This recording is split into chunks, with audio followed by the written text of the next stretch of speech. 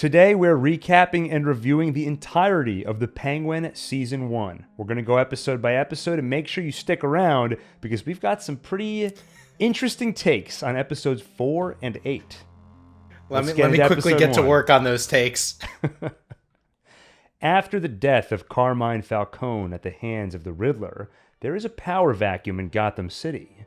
Despite his public struggles with drugs and alcohol, Carmine's son, Alberto, should be next in line, and he is, until he talks down to Oswald Cobb, the Penguin.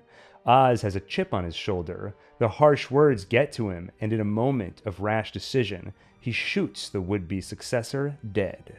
But before his untimely demise, Alberto said something interesting to Oz about a big deal he's working on, some kind of revolutionary new drug. Oz drags his body outside, where he finds some kids trying to steal the rims off his car. Oz scares them off with a few bullets and catches one before he can run off, Victor Aguilar. The kid begs. That's when Oz notices his stutter.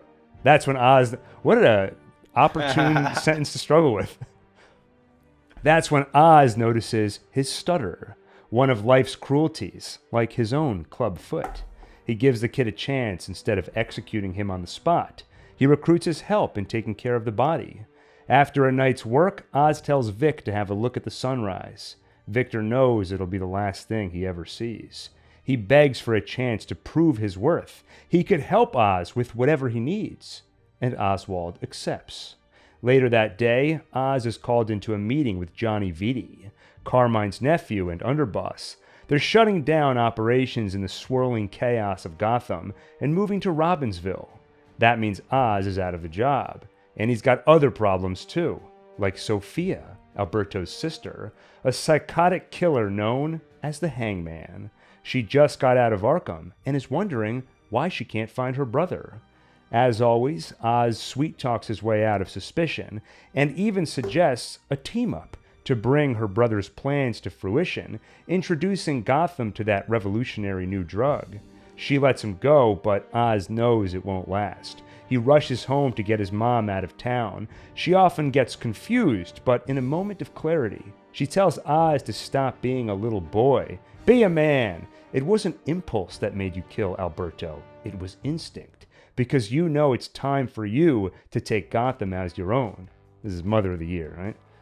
It's not time to run and hide. Oz takes her advice. He visits Carmine Falcone's crime rival, Salvatore Maroni, in prison. Oz claims he's done with the Falcones and ready to join up with the Maronis. He offers to play double agent, and as a show of good faith, he even gives Sal back his ring, the one Carmine took and gave to his son, the one Oz took off his dead finger. But Oz doesn't get much further in his plans because before the day is out, he finds himself naked with a gun in his mouth. I hate when that happens. Sophia wants a confession and intends on torturing it out of him until a car crashes outside. In the trunk, she finds her brother's body, his finger cut off, and scrawled above him the word payback. Oz arranged for Victor to do this, and as planned, Sophia blames the Maronis, which means for Oz, a stay of execution. That's where episode 1 of The Penguin wraps up. Wait, that was all in the first episode? Going back to rewatch the whole season, that's the thing that kept surprising me. So much will happen in one episode, and they're not crazy long. Most of them are under an hour. Like if you go on HBO, they'll look like they're an hour and 10 minutes. But when you take out the credits, the recap, and the after show stuff, they're 50 to 55 minutes usually. Wow. I mean, I sitting here listening to you recapping it. That's the whole season. I thought I misunderstood, and I was like strapping in. I'm like, oh, he's just going to recap the whole season. Like, am I supposed to interrupt him? He just keeps going. Wow. I mean, all right. I mean, look, the first episode was awesome. I loved it. I was so hooked. I cannot believe how much happened. Yeah, I feel like we all probably entered with a lot of skepticism. I think especially Sony has trained us. When you do a show based on a villain and the hero isn't there, it's going to be terrible. But so what you already said you thought this episode was pretty great. What were your impressions going in and then after the episode? Yeah, I mean, I did not expect it to be good. Wait, what other shows have they done about a villain without the hero I there? shouldn't have said shows. What I meant was movies. And I think Okay. Craven's not even out yet, but I just have a feeling I know which way that's going to go. But Venom 3, Yeah. Madam Web. What was the other one? Morbius. Yeah. The Penguin's better than all of those for sure. So I mean, I was hooked from the beginning. It was great. I mean, the first scene, right, is Oz and the young Falcone guy, right, where he Yeah, kills him. Al. Like, such a cool opening. And then his relationship with his mom, where she's like, "Oh, this is your chance." Like, it just sets up so many cool things. And the Oz character is awesome. I mean, just see in general, right? One of the great like pleasures in this show, right, is just watching Oz figure out how to get out of insane situations. And like the fact that he turns this Victor kid into like his ally in this episode is also crazy. And that's part of what I can't believe. I mean, Victor goes from this traumatized like kid to actual accomplice, but by the like willing accomplice by the end of the episode. That's crazy. Yeah, and I thought they did a pretty good job of showing his transformation throughout the season as he gets further and further into this world. And I should say, by the way, I'm Gil, the voice of OneTake, and I'm here with my brother Daniel. Say hello. Hello. Yeah, if you've made it this far, you get maybe. Well, yeah, you this care. is our desperate attempt to work on retention. So nobody cares about us if they don't know us. We try to get right into the content. And now by the time you get here, maybe you're curious who we are. Yeah, yeah, for retention, we have to show our faces as far into the video as possible. Well, yeah, People see somebody who's not Oz or a character from the show, and they're like, "Who the hell are these people?" I know, I should have put on my penguin makeup. All right, don't call me penguin. Oz. That's Cobb to you. Well, I love how the show starts with the Batman theme. There's a news report all about Riddler's mayhem and everything. So they make this feel really connected into that universe. And then, like you said, the first meeting between Oz and Alberto, I feel like when you're going to focus on a villain or an anti-hero, the way to get the audience to connect with them, there's a couple of different ways to do it, but at least part of it is make them admirable in some way. Because it's satisfying to watch people act competently and then, like you said, get out of sticky situations. So even just watching Oz talking to Al and the way he manipulates him, because Al is off drugs, right? He no longer does drops. And Penguin is like, getting off drops is admirable, but booze don't count, right? So he gets him drinking. And then halfway through the conversation, Al is just putting the drops in his eyes. And Oz is like, yeah, there you go. There you go. And he's trying to be very complimentary. You can see he's a schmoozer. You got big shoes to fill. I mean, not that big. You're going to have no trouble with them, I'm sure. But then in a moment of, I think it was rash decision. I don't think he went in with the intent of shooting him, because after he kills him, he goes, oh, fuck. And before he can even finish the word, that's when it pops up, the Penguin. And there's a lot of moments of humor in this episode. I think that was one of them. I also like when he's dragging the body out, he gets to the stairs and he just throws the body to the bottom of the steps. And I'm like, yeah, I guess at this point, why do you have to treat it with any kind of care? And that's much easier than dragging it all the way down.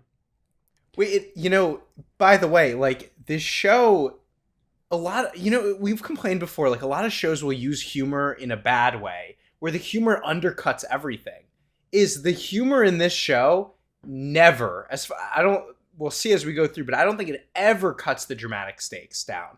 Like, always, like, the intro, that was funny, but still super dramatic, right? Where he goes, fuck. Like, that's funny, and still, like, it sets up the character in such a cool way, and you feel the dramatic stakes of he just killed the mob boss. Well, and I think the humor sort of comes from Oz's point of view, because he has a tendency to sort of laugh things off. So in terms of things that make him admirable in a few ways, one of them is just how good he is at, people like to hang out with him. At one point later in the series, Johnny Vitti says to him, like, look, you're fun to sit down with and play a game of cards. He's fun to be around. He knows how to kind of manipulate people. The other thing is just, I don't know if you call it confidence or resignation, but he never shies away from a difficult situation. So in this episode, when Oz gets called in to meet with Johnny and he gets the news that they're shutting down the operation, On the way, he's driving with Vic, and Vic's like, do you think that they know that you killed Al? And he's like, what do I know? Do I have a crystal ball? And he's like, maybe they know. Maybe I'm walking into my death. You know, he'll often say in the show some version of I have to face this head on. The only way out is through. And there is something to that confidence of just going into a situation. And you'll see he smiles. Like when he's with Sophia and they're meeting with the triads, there's an intense moment where they're like, why should we trust you? He's like, don't worry, Johnny Vidi's on our side. He has done nothing to ensure Vidi is on their side, but it's the improvisation in the moment. And he looks at Sophia and he's like, you're enjoying this, I can tell. And to some extent, he's projecting because I think he gets such a thrill out of all this. And I think that's where some of the humor comes from because he kills this guy out. He's like, I should not have done that, but I'm almost laughing to myself like, wow, what have I gotten myself into this time? Well, and you know, he kills Johnny Viti like on a whim, right? And then he has to go dispose of the body. Sorry, Al. Sorry, Al Falcone. And then he's trying to dispose of the body, and his car, you know, some people start stealing the rims from his car, and he shoots at them. But he, you know, and then he recruits a new guy, and then he still gets rid of the body. I mean, like the way he just pulls everything together, and every episode it feels like that, right? He's, you know, it's kind of like that movie Uncut Gems with Adam Sandler. Right, where he's just like hustling like crazy. Yeah. The other thing was, you know, you were saying how admirable the Penguin is.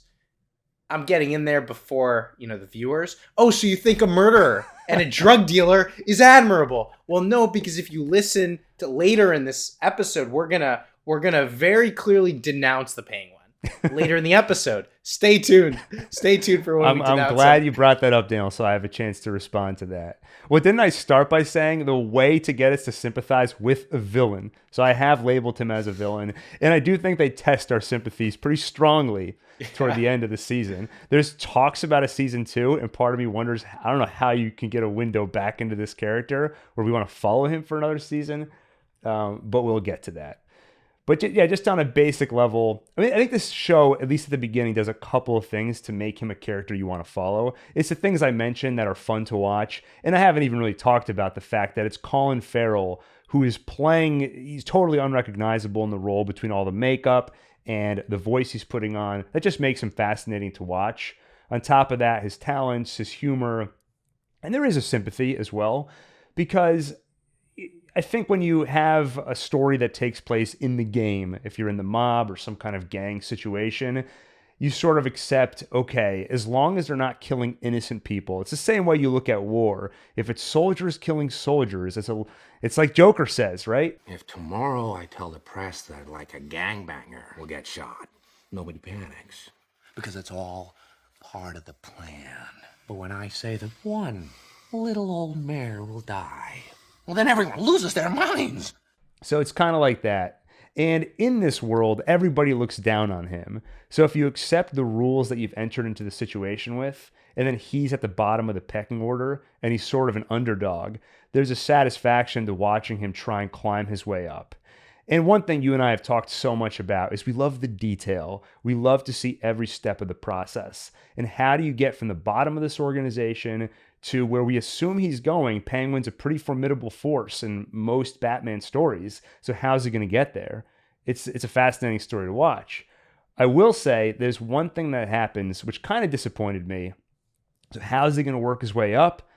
They introduce a magical MacGuffin. Well, there's a revolutionary new drug. If you could just get your hands on that, you would control everything in the market.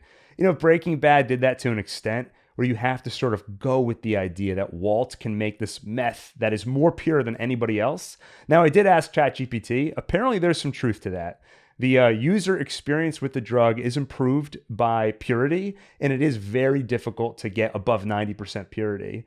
But here, where it's you already have the fake drug of drops, and now we're introducing another pretend drug. And if you could just get your hands on that, you have the market. I was a little disappointed. And there's a few things I'll point out as we go where the show feels like it's being simplified in ways that make it feel more like standard television. It's kind of like that Hollywood sheen we talked about with Joker, where it can be sort of gritty and hard-hitting, but then there's this thing around it that just feels like it's being simplified, less complicated, And that's not because complexity is inherently better, but if there's not enough complexity, sometimes it can feel a little fake. And the show crosses into that territory for me sometimes. Not as much this episode, but that was just the first hint at it. Oh, it also does, speaking of Breaking Bad and detail, it does one of my favorite things from Better Call Saul. When characters decide to do something after looking at something. So he's like, how do I get out of this situation where I killed Al? I don't know what to do.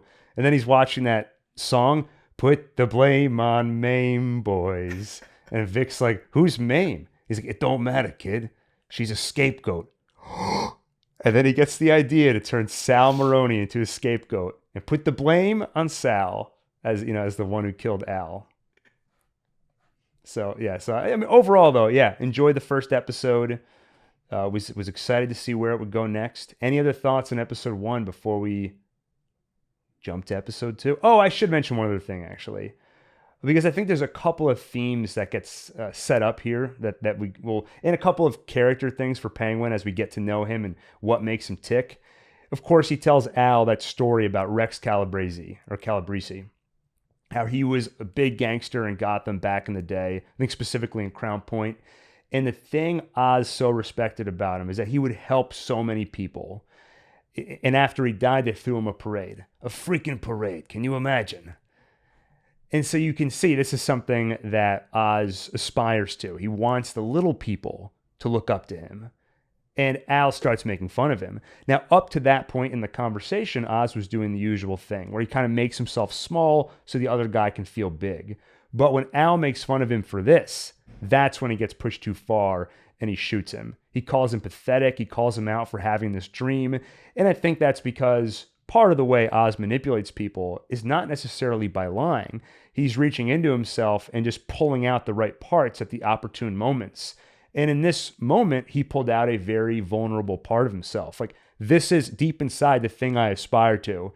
If you laugh at that, that's when he gets pushed too far. The one thing that gives me kind of whiplash when I think about this show, I'm not sure if this is a legitimate criticism, but it's like, you know, the very first time we see Oz, he does something very rash. And we get why he does it, right? He gets laughed at for this very vulnerable thing. But he does something very rash. And then, you know, the rest of the show, right, he's doing all this crazy stuff to keep up with the chain of events he set in motion. But, like, it's hard for me to... It's odd that we pick up with Oz, like, right at that moment. You know what I mean? It's like, literally, we see him right at, like, sort of the inciting event or whatever. Which, I don't know, maybe that's, like, how storytelling works. But it's hard for me to then reconcile that with, like, Oz isn't that young, right? Oz has been in the game for decades. Like, how did he manage over the last 20, 30 years? You are hitting on a key criticism I have of this show. It's nonstop chaos. People are killed so easily. There's major shifts in power happening constantly. And I think the answer to that would be Carmine Falcone was keeping everything in check. And with his death, it falls into chaos. But it falls into such chaos that no part of me believes any of these mobs could have existed for more than like 3 minutes or 3 days before falling apart completely. And I think Oz is a just microcosm of that. If he's willing to kill somebody so important, so willy-nilly, how has he gotten this far? And when we get to like Sal and Sophia making their way up in the world, the number of times they put themselves in harm's way, or the number of times people are so easily able to get to them, Sal especially, who was running the mob, at least Sophia's new to a lot of this. How has he survived this long? Yes, he got thrown in prison, but for years he was a clear rival to Carmine. How has he gotten this far into his career as a criminal? And his kid gets so easily abducted and then killed, and his wife. So yeah. Those are the criticisms I'm going to hit on that I don't think were that present in the first episode. You see little hints of it, but and this in general, it fits sort of it's just where the show is kind of falling short. It's the same thing with Bliss and honestly Drops. I mean, I thought Drops were dumb. in the Batman movie too, right? Like it's just like like this really could. I don't think they were that far from it. Like this could have just been sort of like a very gritty, grounded sort of mob story. Like I think you could have done that in the Batman universe and stuff. But they just kind of dumbed it down. Like it fell short of what it could be. Yeah. There are moments of greatness. Like Yeah. overall, I like the show, but there's some whiplash. I think it goes back and forth a bit. I think there's a bit of a dip midway through the season, and then I think it comes back with some pretty powerful stuff toward the end. With Oz off the hook for Alberto's death, he returns to Sal and makes a formal pitch. Oz is in charge of moving all the drops, the drug of choice in Gotham, to Robbinsville for the new operation. With his help, the Maronis can hit the Falcones in transit and steal all the drugs for themselves. The plan mostly goes off without a hitch, but it's obvious to the Falcones it was an inside job. Someone tipped off the Maronis. Oz plays dumb, and Luca, Carmine's brother, now head of the family, tells Sophia to stay out of it. She doesn't like to be overlooked, and takes it upon herself to find the traitor. She recruits assistant from corrupt detective Marcus Wise. At her brother's funeral, Wise shows up with Irvad, fresh out of the hospital. He's one of the Maronis who lifted the drops, and once the morphine wears off, he's going to talk. He'll tell them Oz was the one who tipped them off, and if that's not bad enough, Sal's wife and co-conspirator Nadia threatens Oz with his life if he fails to go rescue Irvad. Oz quickly schemes, ordering Vic to plant Al's jewels in Johnny Vidi's car. Oz has proof Vidi's been sleeping with Luca's wife. Between the blackmail and the diamonds, he should be able to frame him as Al's killer and the traitor. But Vic screws up. He's seen breaking into the car. He manages to escape, but now Oz has to improvise. Instead, he kills Irvad to keep him quiet, then plants the murder weapon on Sophia's bodyguard Castillo and Al's jewels in his apartment. Castillo takes the fall, and Oz lives to see another day. He's sent to dispose of Irvad and Castillo's bodies. He makes Vic dig their graves. It makes it clear there could easily be room for 3 in that grave. Vic cannot screw up like that again. Finally, Sophia calls Oz to meet. Her family wants her out of the picture. Luca even ordered her to leave for Italy. She has no intention of leaving. Instead, she's going to fight back and take over the family business herself. She invites Oz to the cause, and he accepts. So I think more stuff here on why Oz is so fun to watch. He tells Vic about how he got his start earlier in the episode. And he was working at one of Falcone's clubs, and this guy Pinchy rolls in. And he was so impressed with how Oz was taking care of everyone. That's what he's good at. He asked him to be his driver. Only thing is, I never driven a car before. So over the weekend, he steals a car, practices, drives into a ditch, and then becomes his driver on Monday. That is him in a nutshell, the way he's so willing to just jump into a situation he's totally unprepared for, but has the confidence he'll improvise or BS his way out of it. And this is another example, too, when they're driving to the memorial. Penguin even says, or Oz even says to Vic, we could be driving to our deaths right now, kid. He's like, should we be going? Only way out is through. I just love those moments. But I will say, so some of the stuff we complained about in the first episode, one of the things that you said you liked about the show is he keeps finding himself in these sticky situations. And how's he going to get out of them? But I don't know about you, sometimes I found it's pretty easy to get out of those situations, and they feel so wrapped up in a neat little bow. So in this episode, he has this whole scheme of the Falcones are moving all the drugs. So he's a double agent. He tells the Maronis, I'll help you steal all the drugs while we're in transit. But before they move the drugs, Vidi tells Oz, you got to be on the truck. Well, now when they attack, he can get caught in the crossfire. How's he going to get out of this? Oh, he shoots a few people. He's fine. Yeah. Or even just when they're trying to find the traitor, it feels like a video game where it's like plant knife on Castillo. Boom. He's the traitor. Kill him. Okay, Oz, you're good to go. It just feels a little too clean sometimes. Yeah. Yeah, so that's like how the show can sometimes feel simplified. We learn a little bit more about the revolutionary new drug, which it just takes a lot of the strategy out of the equation. How's it going to take over? It's simply a logistical question of how do you take out the heads that you're competing with. But in terms of how do you win the streets of Gotham, that's taken out of the equation because the answer is given to you in the form of what will soon be called Bliss. But there's more good stuff with Oz in terms of manipulating people, and we learn a little bit more about his past. So like I said earlier, he doesn't always manipulate through lying. I think a lot of times he's pulling real stuff out, but at opportune moments. So at Alberto's funeral, Oz tells Sophia the whole story of how after his two brothers died, she wouldn't leave the house or get out of bed for about a month. And then all of a sudden one night she walks out all dolled up and ready to go out.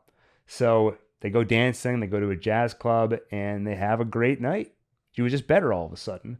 So he kind of warns Sophia, your brother's dead, but don't succumb the way she did. Get through it the way she did, which is dance, have fun. And we'll learn it's a real story. There's a lot of context missing. Some he knows about, some he doesn't. But I think he chose an opportune moment to unleash that story. It's a way of getting closer with Sophia. And then by the end of the episode, she's somewhat trusting him and actually invites him to be part of her, essentially a coup. And, it's funny. Like, there's a lot going on in the show. There were moments where Oz is with Sophia, and I keep forgetting that Sophia's in mourning because Oz killed her brother. Like, I do, like, there are a lot of moments where I just forget that that's what's going on between the two of them. Well, yeah, I kept having to remind myself because it's such, he's such a scumbag to get so close with her. And I found myself wondering during this episode, how long is he going to keep this up? Like, are we really going to see, you can imagine a scenario where they actually form a genuine partnership. And this fact that he killed her brother is something seething beneath the surface. And you're always wondering, when's it going to come out? And then it ends up, that partnership ends up dissolving fairly quickly after this. But I thought it was a pretty interesting setup at first. I also think, I kept, whenever we watch a show or a movie like this, like Joker, anything where you're following villains, I always ask what's keeping me attached to them. Because I'm always fascinated by that idea that we can feel sympathy for, sometimes even empathy for someone who's doing terrible things. And Sophia, she's done some pretty awful things already by this point. So we'll find out she's not really the hangman. But last episode, when they want Penguin, when she ties him up naked to that chair, the reason they suspect him is because one of the kids who was trying to steal his rims noticed his plum car, a very noticeable car. So he witnessed him outside of the loft where Al got killed. And she's like, so you're denying this? Oz is like, yeah, I don't even know this kid. So you're saying this kid's a liar. And then she just shoots the kid dead. All we know about him is that he was trying to steal some rims. And I don't know if he's a teen or a young adult, but she kills him like it's nothing. So to me, she's more despicable than Oz at this point. Because Al, at least, is a scumbag, we can tell. But I don't know anything about this kid.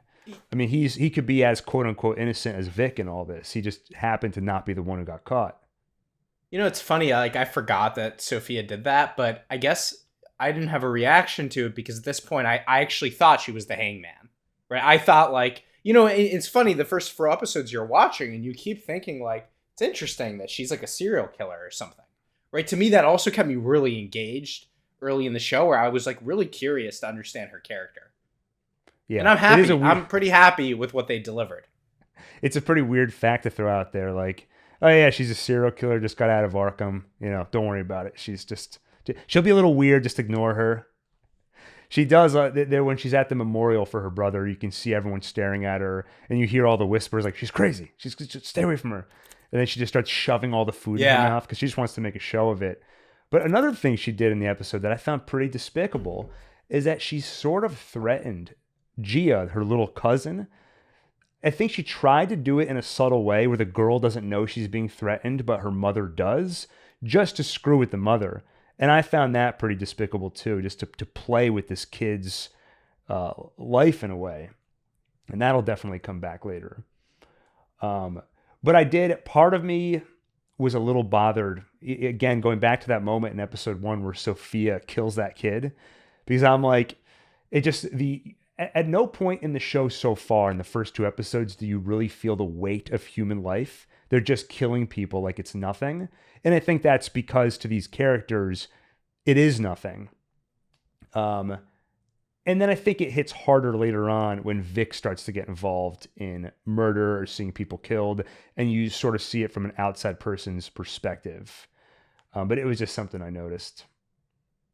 Did Oz not kill any like random people at this point? Like the kid stealing his rims, he didn't kill any of them, did he? No, he shot at them. He shot his own car a few times. Yeah. I love, there's one joke in this episode that comes back a few times, which I really enjoyed, where Vic brings back their dinner order, I guess. It's tacos. And Oz is very disappointed. I said no cilantro. It's everywhere. Might as well shove a bar of soap down my throat. It's genetics. To some people, cilantro tastes like soap. And then it cuts to Sophia. We watch her for a bit. When we come back to Oz, we see Vic just sitting there picking cilantro out of all the tacos. And then later in the episode, when Oz has some of the girls over, he introduces Vic. He's like, he's the guy who f***ed up the taco order. It's like Vic is just constantly scared out of his mind. He doesn't want to disappoint this guy. And Oz is so fixated on this one little thing I found so funny. Before Oz met Victor, before Riddler flooded the city, Victor lived with his mother and father in Crown Point. They made ends meet, but Vic wanted more. At least there was Graciela. They had a front row seat from a rooftop when the bombs went off. That's how Vic survived when his family drowned. On a night like tonight, when it's raining, Vic remembers all that. As for Oz, his new partner in crime, Sophia, invites him for a drive. And just like old times, he'll be her chauffeur. She takes him to a lab where he finally sees this revolutionary new drug for himself. It comes from Arkham. It seems the plan might have been more Sophia's than Al's. The drug is extracted from the sap of some special mushrooms. The psychoactive compound results in a unique high, one that used to keep Arkham inmates pacified. Sophia has the drug, now they need distribution. You know the business, I know the chemistry. And they need someone who won't rat them out to Sophia's family. Oz has a clever solution, the Triads. Carmine Falcone once pushed them out of the drug game. The bad blood should ensure their secret stays safe. And Oz knows their deputy, Link. They make their pitch. Oz calls the drug Bliss, and with the Triads' help, they'd like to take over the Falcone family. Link is skeptical, until Oz mentions they have support from Luca's underboss, Johnny Vitti. Link agrees to set up a meeting with his own boss, Feng Zhao, if Vitti calls to prove he's on their side. With a little help from that blackmail that Vitti's been sleeping with Luca's wife, Oz gets him to make the call. That night, they trial the drug at the Triads Club, and it's a hit. The Triads are in. But there are a couple of wrinkles. Vic met with Graciela last night and found out she's leaving for California. He agreed to join her and leave Gotham behind. Oz does not take the news well, but he isn't holding the boy hostage, so Vic leaves. And another wrinkle. Nadia shows up. Oz came to the Maronis like he's on their side, but they've been watching. They can see that he's planning this takeover with Sophia, this new drug. Nadia and her men put guns to Oz and Sophia's heads until Vic drives a car through them. It seems he changed his mind about leaving, just in the nick of time to save Oz's life. Oz gets in the car with Vic. They drive off, abandoning Sophia. I love the scene where Vic admits to Oz that he wants to leave. And Oz gets so angry, he puts a gun to his head, and he says, I did all this for you. I put a roof over your head. I was mentoring you, and all you feel is this? And you think you're a hostage? Because he's not, Vic was afraid to leave because I've been a witness to everything. He's not going to just let me walk away. But at least the way Oz presents it is I'm personally offended. I thought we had a connection. You have a stutter. I have a club foot. We got to stick together. I do think that's the thing which initially made him sympathetic to Vic. Well, I don't just think that. They also said it in the after show. So, confirmed. That's why he initially gave him a chance. But I love that scene. You feel bad for Oz. Like, yeah, come on. Like, he thought they had something special. And it turned out Vic just felt a gun to his head. But it turns out that's not how Vic feels. Vic ends up choosing Oz. Which, by the way, huge mistake. Terrible, terrible decision making. This city is horrible. He could have left the city with this nice girl. They could have built a good life. Definitely, why would you stay? Well, it's a good question. And I think this episode, it does a little bit of work to tell us why he might have chosen to stay. There's a couple of specific moments, like the one where the cop finds him idling outside. And he's like, this is a nice car. What are you doing here? And then he finds cash in Vic's pocket. And Victor goes, what cash? And then the cop walks away. So that was his subtle way of bribing him. And you can see his a little smile of like, I just did good at that. And then he's at lunch with Oz. And you can see how happy he is telling Oz all about it. Oz is proud of him. He's like, he took the whole $1,000. Wow, great work, kid.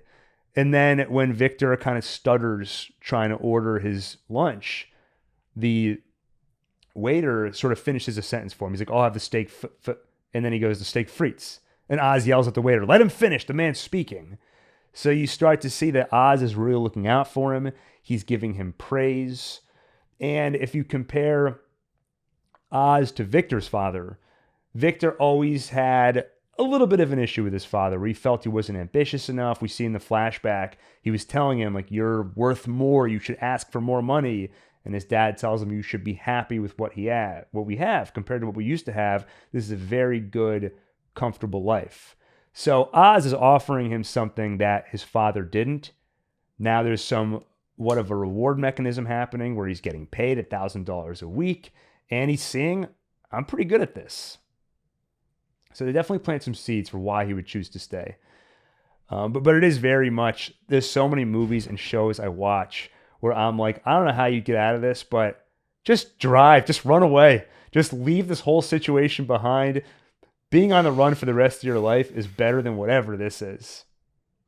Yeah. But I agree. They explain Vic's character well, and you can buy it. Like, they show his motivation. Just bad decision making. Yes. We also see what can help push people into bad decision making is how persuasive Oz can be. And that becomes very important as the season goes on. He's so good at these little rallying speeches. So when they're at the lunch and they're talking about Vic's father, well, first you can see Oz is genuinely interested. Like the look on his face, he is looking Vic in the eyes and he is like smiling and nodding and truly wants to hear, what did your dad do? Tell me about him. And when he finds out that his dad wasn't as successful as he could have been, he gives his little, mechanic's a good job. That should be the American dream right there. A beautiful story with a happy ending. But that ain't the way the world works, Vic. America's a hustle. He gets into Vic's head. And I think that's part of what makes him turn around and come back. Interesting, we never hear from Graciela or see her again. And actually, it does tie into another way the show sometimes feels a little too clean to me. Vic has a panic attack at the club when all the lights are going off. It reminds him of the explosions the night Riddler attacked and the flood which killed his parents. We don't see before this episode or after this episode any of this kind of panic attack type stuff. And it felt very network TV of like, this is the Vic episode. It's the one where we get to know him. It's the one with the flashbacks, and then we move on. Yeah, I mean, that brings up my other issue, which is like Vic isn't actually very good at this. I mean, I guess he like randomly pulls through sometimes, but I mean, like, yeah, he has like a panic attack during the nightclub scene, like that. Well, Oz didn't see that. That's our yeah, little secret. But like, shut up, Daniel. In this business, panic attacks when you're under stress, I think pretty big liability. And like, I don't know. He screws up a lot of stuff early on. I don't know.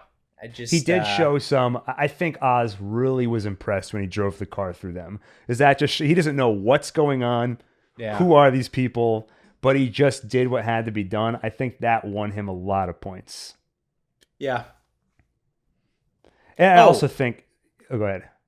They left Sophia behind there. So at that point, I guess I remember watching that and I was like, why? I was like, they need to kill her, right? Because at that point they know he's she knows he's a double agent. So I guess it was just such a hectic situation. They just had to get going. Yeah, I think so. Because Nadia and, her people were there. Though I guess they kind of just leave because then Sophia's able to walk out of there no problem. At the start of the next episode. But I think that's essentially what it was. It was like they were taking your advice. Eject yourself from this situation at the first sign of trouble. Yeah. I do love, I won't keep harping on this, but one of my favorite aspects of the show is just anytime we see Oz working people. When they go to meet with the triads, he doesn't exactly have a plan. It's the moment they show up, they all draw guns on him and Sophia. And she's like, maybe you should have called ahead. Sometimes it's better to ask for forgiveness. He knows exactly what gifts to bring.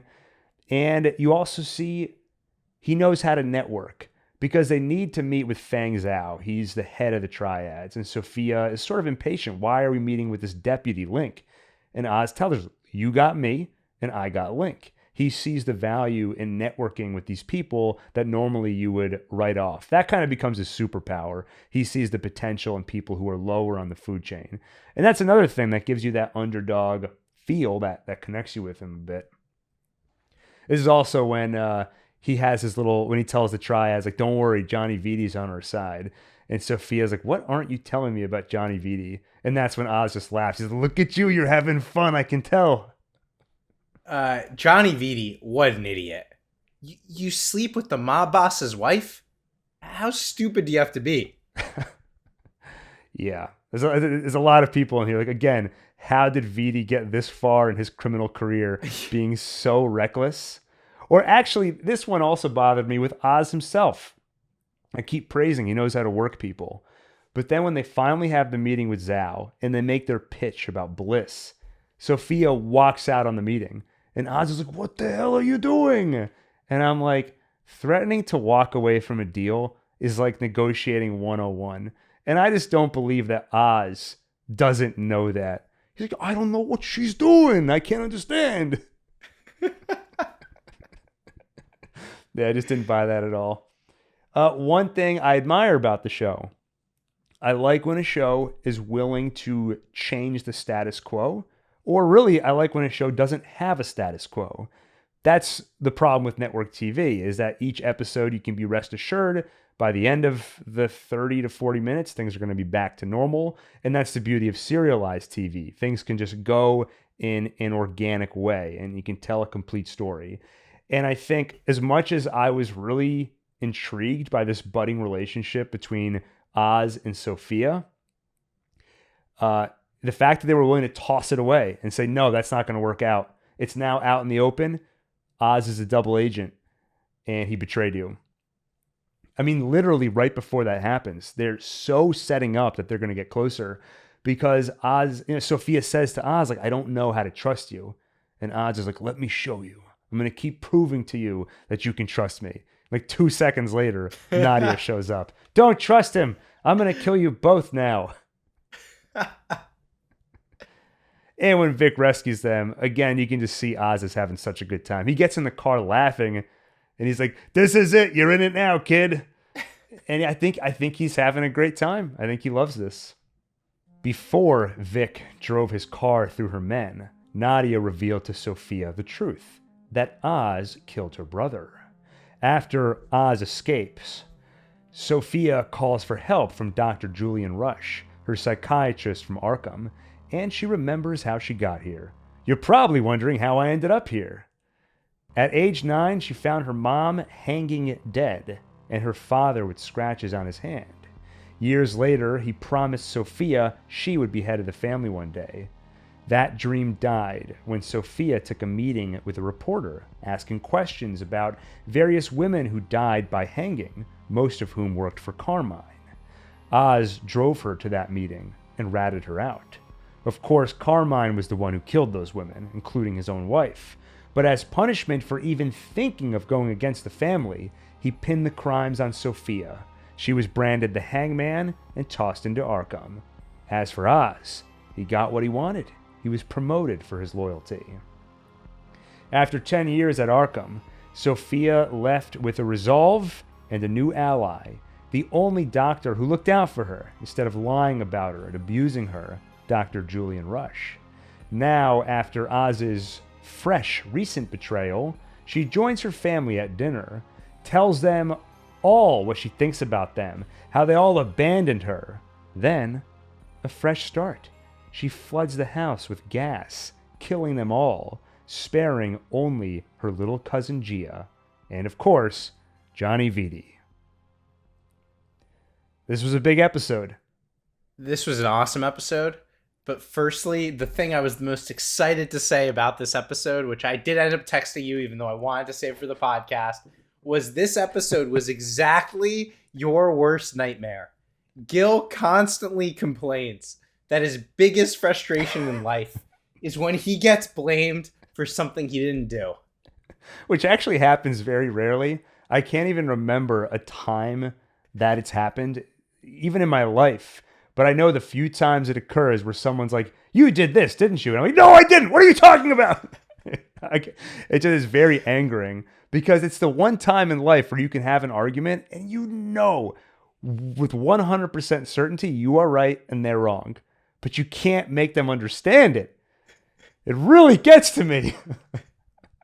And Sophia gets framed for the murder of her own mom, even. The murders that her dad committed.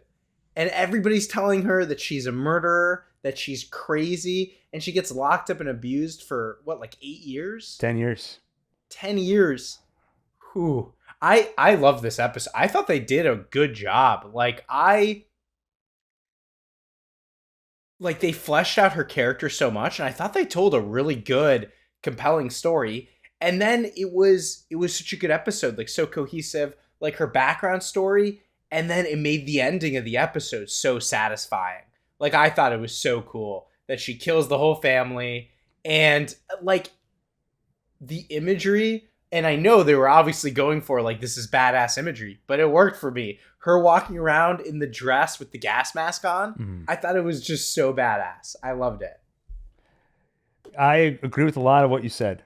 I found it very effective when she gets thrown into Arkham. They made the process look so awful.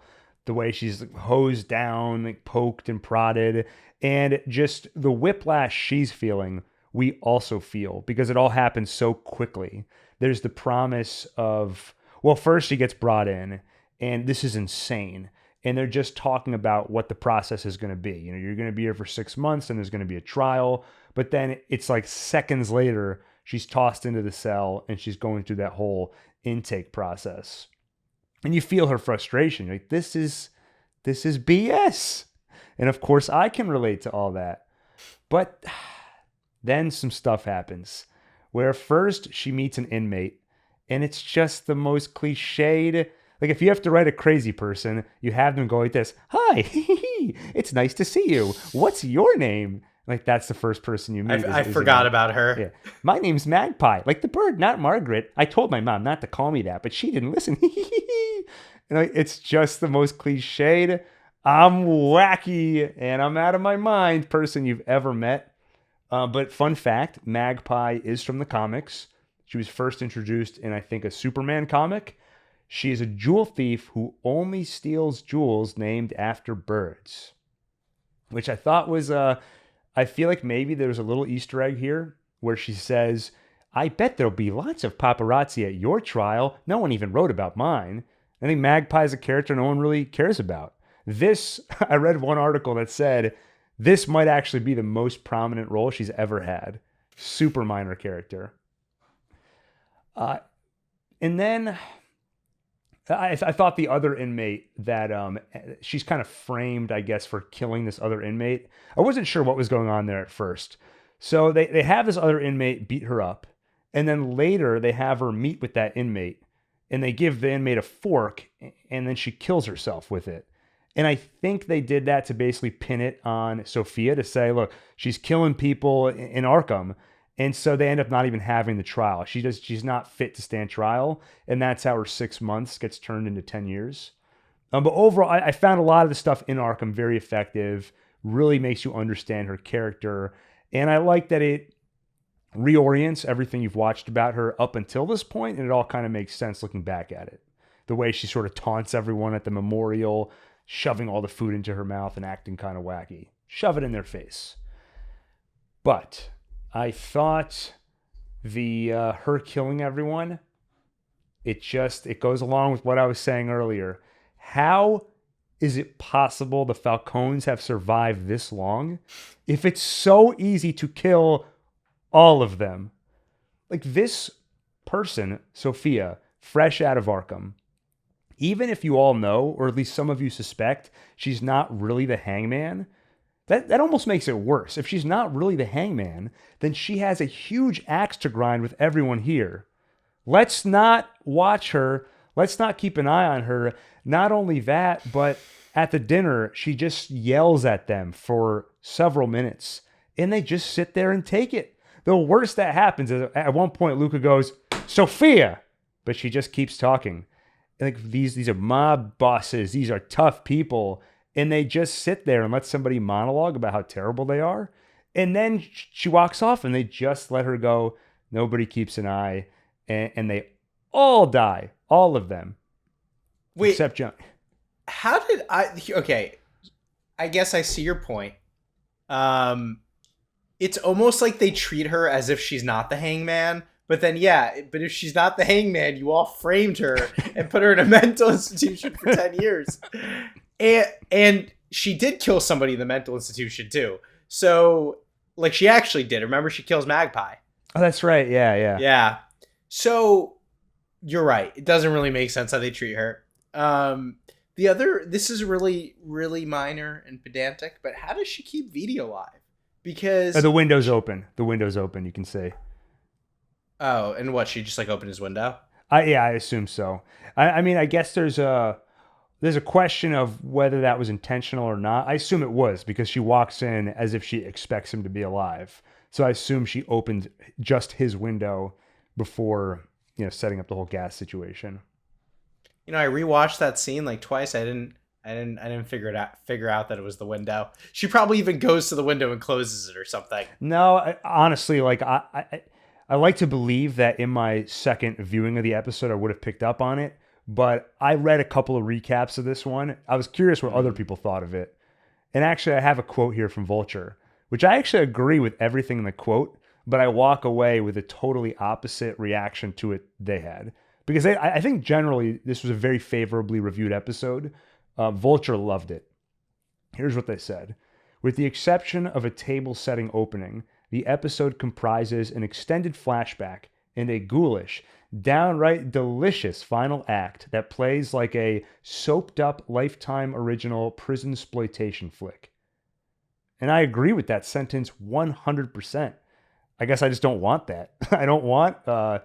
I generally am not into exploitation movies unless it's sort of meta and I don't know, I guess they all end up being kind of meta in a way because they know exactly what they are, so you're sort of laughing along with them. But I'm not into soap operas or Lifetime originals, and especially not in this show that I don't think was really that vibe up until the second half of this episode. What in this is prison exploitation Lifetime original? What do any of those words mean? Okay. Well, okay. What? Prison exploitation would be a subgenre of exploitation, which is when you essentially go really over the top. Oftentimes it'll feature revenge in some fashion.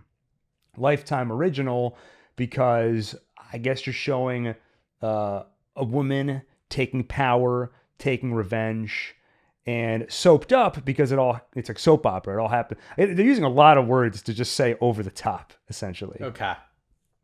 But to me, it just breaks so much of the reality. And, or you could say it doesn't break the reality, but it sort of sets the expectations of this reality, which is that there are no formidable opponents. Everybody is just as easy to kill and defeat as anybody else. Because the vibe of the show, which I like, is you're watching Oz and Sophia both in their own ways working their way up to the top of the food chain. But that's only satisfying to watch in as much as it's difficult to do. And it just doesn't feel that difficult because it's like I keep saying, it's too easy to wipe out the entire family. Yeah. Yeah. I mean, yeah, it's part of the same complaint that we've been making. Okay. All right. It's also you ruined it for me. I did enjoy this. I didn't connect it. I didn't realize that was the issue with this episode. Thanks. I'm glad I can't like this episode anymore. That's really why I wanted to appreciate let you talk first, because you're like, I love this episode. I'm like, okay, zip. I want to hear some positive things. Well, I was going to say I didn't hate the episode, but I feel to an extent I'm lying when I say that, because yes, I enjoyed parts of it, but then when the most monumental thing in it doesn't land for me, in retrospect, I just didn't enjoy it as a whole. And I can't rewatch it and enjoy it because I know where it's going. It's like, but it also just feels a little cute, you know. And what if right before she goes, let me just say this, right before she goes to her dinner, she tells Dr. Rush, "You're right, I deserve a fresh start." And it's like, wink, wink, fresh start, because she's gonna kill everybody. But anyway, go ahead. Yeah. Okay. How about this? Pretend there were 4 episodes before this one, where it's just hours of her like building some mechanism to funnel the gas, like Mike Ehrmantraut style. Maybe I'm just Exactly. spoiled from Better Call Saul, because that's exactly what each episode on this show is an entire season on Better Call Saul. I mean, that's almost literally true. If you were to break it down like beat by beat, what happens, and compare to the rate at which things happen on Better Call Saul, you just watch 7 seasons of a TV show in the span of this one season of Penguin. It's about right. And so maybe I'm being unfair. I will ask you this. There's why did Oz rat out Sophia? Purely opportunistic? Let me give you some food for thought. When he's driving her around, after she meets with the reporter, Oz tells her, "Look, Sophia, meeting a reporter, people are going to start to get ideas your father might not like." Oz, stop talking. Stop talking. I don't need your advice. I don't care what you think. No one does. You are my driver. That is all you are. So stop talking and drive. Now, first off, can't really blame her for that reaction, because like, Oz, I know that meeting with a reporter that's doing a story about my father being a serial killer, I know it doesn't look good. You don't have to tell me that. But I wonder if she didn't insult him here, "You're just my driver," like picking on his Achilles heel, telling him he's less than, I wonder if he wouldn't have betrayed her. Yeah, maybe not. But he is an opportunist. Well, but we don't really know. Like, we don't like. Well, this is us. Hold your horses. This is not a complaint. This is the process of getting to know him. It's okay to have some questions. I like having questions about his motivation. We can dissect. I apologize. I got into a complainy tone because of the conversation about this episode. I just got on the complain train and just. Somehow I feel responsible for that. I don't know why. Let me adjust my tone. Is he an opportunist? Or was he insulted and he's vulnerable? We don't know. I'm excited to learn more. Wait, and I did say at the beginning of this, because I made up that whole thing where I was like, wait for our takes on episodes 4 and 8. I did have a hot take, because I do think this was generally a favorably reviewed episode. So there you go. All right. We had the hot take. All right, I think I have some issues with that. Go ahead. But we also have hot takes on episode 8, so stay tuned. That's right. We're about to go into episode 5. I do have a lot of complaints for episode 5 as well. If I recall correctly, I have to go through this recap to remind myself. But I know I have some really good stuff to say about 6 through 8. So just stay with me. Gil was just saying to me, he worries if we're being too hard on the show. Here's what I think we need to do. is I gotta not get onto the complain train when you push me onto there. You can be on the complain train. I just need to not get on the complain train because I liked a lot about this show. So I'm just gonna stay off the complain train. I think you're so pleased with yourself that you came up with that phrase that you What wanted phrase? to try The and complain train? find a way to say it like 7 times. Oh! All of a sudden you're on the complain train now. I think I'm on that train. I'm gonna try and get off it soon though, but not yet because there's certain things here. I got to stay on the train. The show is pushing me onto the train, and then I'm pushing you onto it. Episode 5. While Sophia was busy suffocating her entire family, Oz was working on repairing their up-and-coming Bliss business. He and Sophia might have survived Nadia's visit, but the Maronis still helped themselves to the drug supply. Oz needs it back, so he acquires some leverage by kidnapping Taj Maroney, the heir to Sal's throne. So, again, it's the equivalent of, let's go kidnap Michael Corleone. Okay, we've kidnapped him. And it's like that. It's just very easy to kidnap. I know he's a degenerate TikToker, but you'd think the family would be watching him.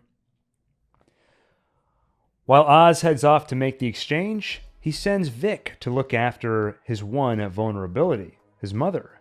Victor finds her confused more than usual, but he takes care of her. And at the exchange, Oz gives Taj back to his mother, Nadia. Only he's covered her son in gasoline. One strike of his lighter, and seconds later, Nadia and her son die in the flames. Oz gets his mushrooms, though all but 2 buckets worth have died. And more bad news. He paid off a guard to shiv Sal in prison, but Sal won the fight and helped himself to that guard's keys. Now he's free. There's another one. Can you imagine? I mean, what? What? Like, I got the keys. It's like, that's how prison works. I have the keys, and there's one guard. Wait, once, hypothesis. Do you remember in Goodfellas when like the mobsters go to prison, but it turns out it's like a country club? It's like maybe he's in like the country club thing. Yes, I thought about this. This is the thought process I went through. Killing Salvatore Maroni, to me, that's the equivalent of killing Kingpin in the Marvel universe. You don't just willy-nilly, here's $5, can you go shiv him tomorrow? Yeah. This is what should be happening. Sal, at this point, should have a bunch of the guards on his side. He's probably paid off a bunch of people. A lot of them are in his pocket. Yes, he has like their family's hostage in some way, like threat, like yeah. Like you would say he's lost the war against Carmine Falcone. So maybe he doesn't have as much control as he should have, but I would imagine he has some degree of control in here. So Oz should never have thought it would be as easy as just paying off a guard. The frustrating thing is, Oz was not wrong. It was as easy as paying off a guard. It just so happens that Sal won the one-on-one brawl. He did end up getting stabbed a little bit, but... Also, once we see him bribe the guard. Like, he literally just hands some cash to him in his palm, right? Like, don't we see that? Yeah. To murder a mob boss in prison is like slipping the maitre d' a 20 to get your table quicker. Like... Yeah. What? And don't you think the guard would be like, whoa, if I kill Salvatore Maroni, now I have a target on my back for that entire family. They're all going to want me dead. So yeah, he not should to mention, like, it's obvious you're the murderer, too. Like, to them and to, like, the government. Yeah. Like... You know what this is? This is Blood and Cheese all over again. House of the Dragon. Yeah. Where I won't spoil it for people, but I'll say a couple of characters named Blood and Cheese were sent to assassinate someone. And I don't even remember all my criticisms of it, but it all felt too easy. The same way, like, sneak into a castle, get to these very important people. And I feel very validated because George R.R. Martin did a blog post where he complained about that scene in extreme detail. And so I agree with a lot of his complaints about it. And then he went on to complain about stuff that hasn't even happened yet in future seasons. He gave away, like, this is stuff they're keeping from the book, here's stuff they're changing. And then like 2 hours later, he took the post down, but it's on the internet, so it lives forever. How, like, oh my God. But also, if HBO contacted him and was like, you got to take that post down, how did it even... I guess now I'm complaining about... it's like...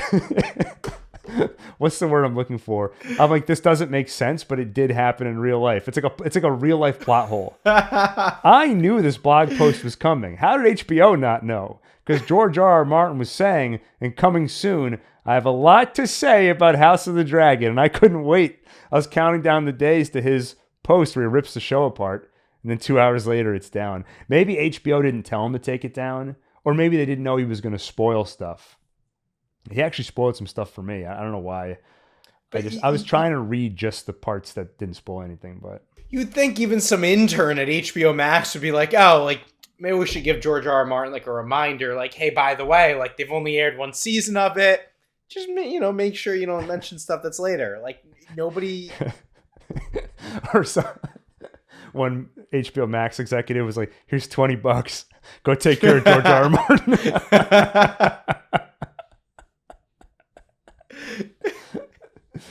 All right, so wait, 1 second. Did that joke sound like you were saying somebody at HBO Max tried to have George R. R. Martin assassinated? That's exactly what it was.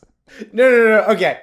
I think the proper way to make that joke is somebody handed an intern like $20 saying like, take care of George R. R. Martin, like manage the account, like make sure he does the right things. And it's like, that's not enough to have George R. R. Martin taken care of properly. I don't get the joke. I don't get the joke. Why is somebody trying to kill George R. R. Martin to stop him from making the blog post? Complaining about the show. Oh, I'm so dumb. Oh, okay. So the idea is that like they knew he was going to post it. They had to kill him first. Yeah. And it's done as sloppily as it was in this show. Okay, but we can make a joke about somebody hiring somebody to kill George R. R. Martin. I mean, we're not calling for it. Gently hinted at it. You're the one who blew the doors off. It's like, wait a minute. Are you saying? Concerned. I was a little concerned. Just to be clear. Yeah. I think you can leave this in. Just to be clear, you were making a joke about a thing as if it had happened or something. You weren't, just to make sure I understood, you weren't saying we should try to have George R. R. Martin killed, right? Absolutely, I was not saying that. Now, even more panicked than Daniel is Oz when he finds out that his assassination plot against Sal failed. He calls Vic and tells him to take his mom somewhere safe where no one would think to look. So Vic brings her to an old apartment in Crown Point, run-down part of town. Crown Point is cursed. Sophia, meanwhile, convenes her family's troops and dubs herself a Gigante, the new leader of their family. No longer will they be pawns or cannon fodder. This is a new leaf. And to prove it, she executes the last of the old guard, Johnny Vitti, in front of them. That night, she pays Sal a visit. Very easily. Sal's sitting in a cabin. You hear a couple gunshots, and then she just walks in. The mob boss is just very accessible. Which is just imagine in the Batman Part 2, if it's Batman versus the mob, and he struggles for more than 3 minutes, I'm going to say this is ridiculous. Those clowns are giving you a hard time? Sophia and Sal form an alliance against a common enemy, Oz. The plan? Kill him and take over the city. Oz, meanwhile, shows Vic the next step of his plan. There are tunnels which run under Gotham, part of an abandoned trolley system. Humid tunnels. The perfect place for mushrooms to thrive. By the way, is another looking at something and deciding something, because Oz pulls out a coin. It's a coin he found as a child in these tunnels. We'll see him find it later. I want to find the positives I had. Okay, yes, here we go. Basically, any sequence with Oz's mother, I love. I think that she is one of the strongest actors in the show, because it feels a lot more grounded. And there's always a complex mix of emotions in basically any scene she's in. Because I feel like a character like this that's suffering from dementia, they're usually a side character that's not in the show or the movie very much. They're pretty much only an impediment to the character and a burden, and they're just tragedy. They're nothing else. But here, she's a fairly important part of the show. In fact, she's the one that convinced Oz in episode 1 not to run, to stay and use his screw up of killing Al, use it as an opportunity. So I really appreciate that aspect of the show. But an example of how there's always so much going on. I feel bad for her, obviously, because it's just very sad every time she forgets where she is or thinks her children are still there. But at the same time, she does encourage some of Oz's worst traits. He comes home and says, I killed somebody. Okay, how do we work this to our advantage? I also just love anytime we see Victor interact with her, the way he's always trying to be so patient with her. When he sees the bruise on her arm, he's like, what happened here? Like, he genuinely is concerned for her. And I think it's important that he's sort of the Nacho Varga of this show. Because in Better Call Saul, you know the fate of a lot of characters, especially on the cartel side of the story. So you need to insert somebody sympathetic into the middle of all of it. So you're engaged and hoping for a certain outcome. I don't want anything bad to happen to him.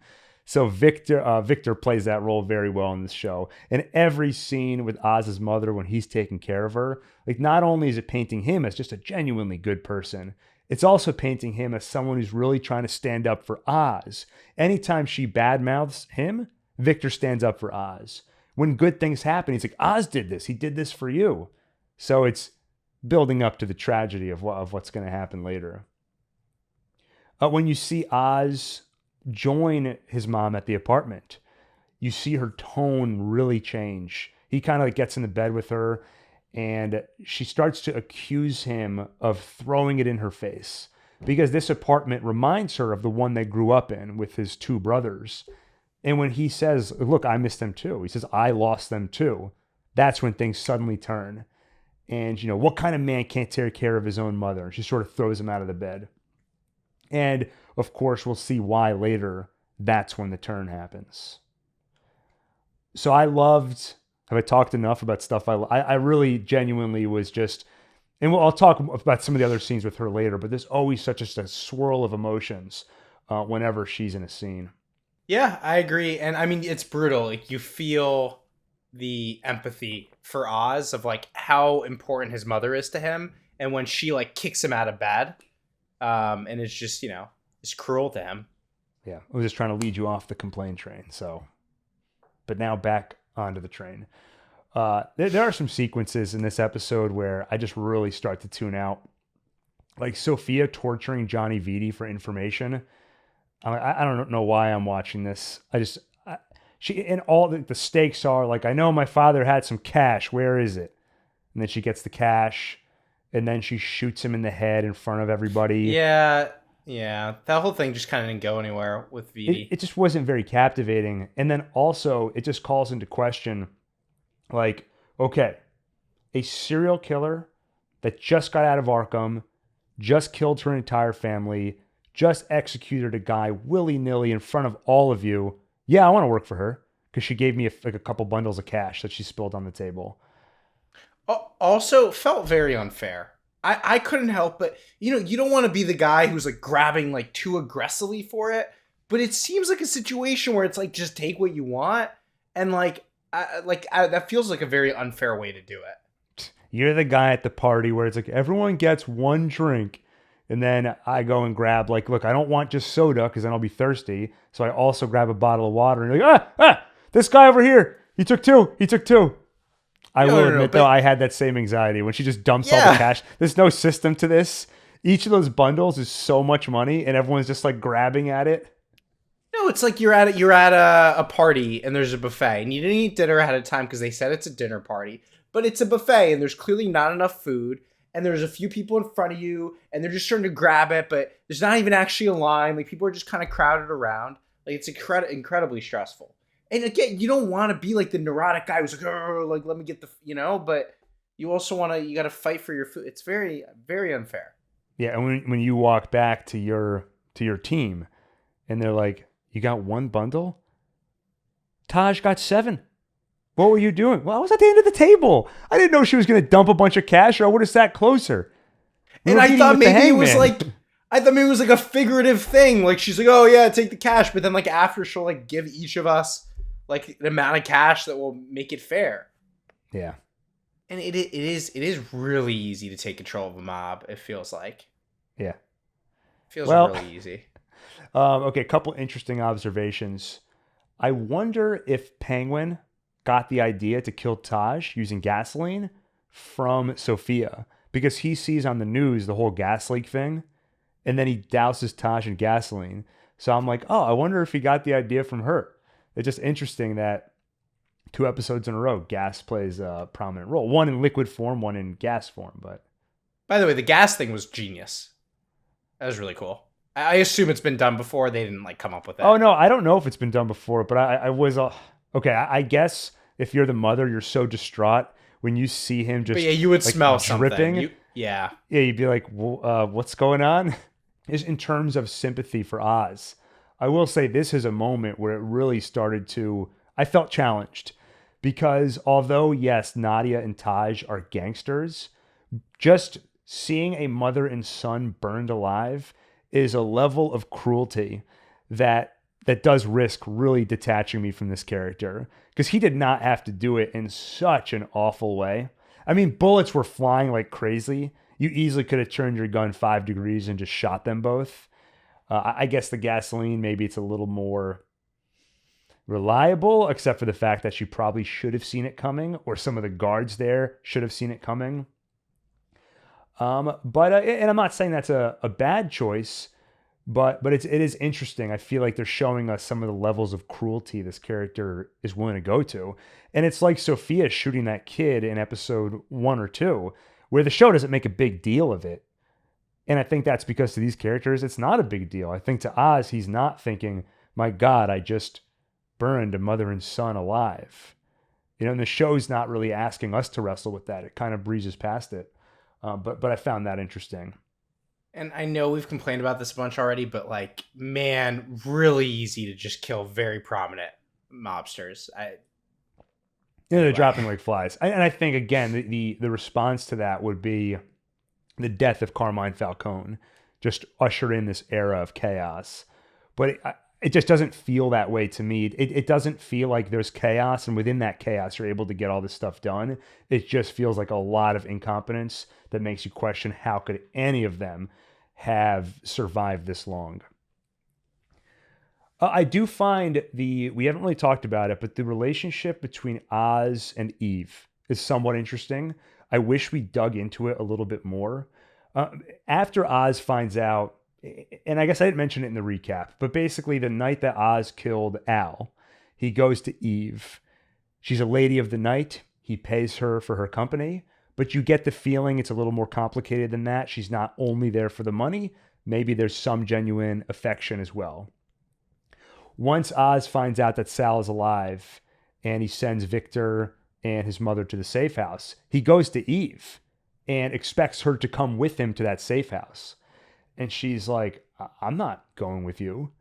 You put me in a lot of danger because I was your alibi the night Al died.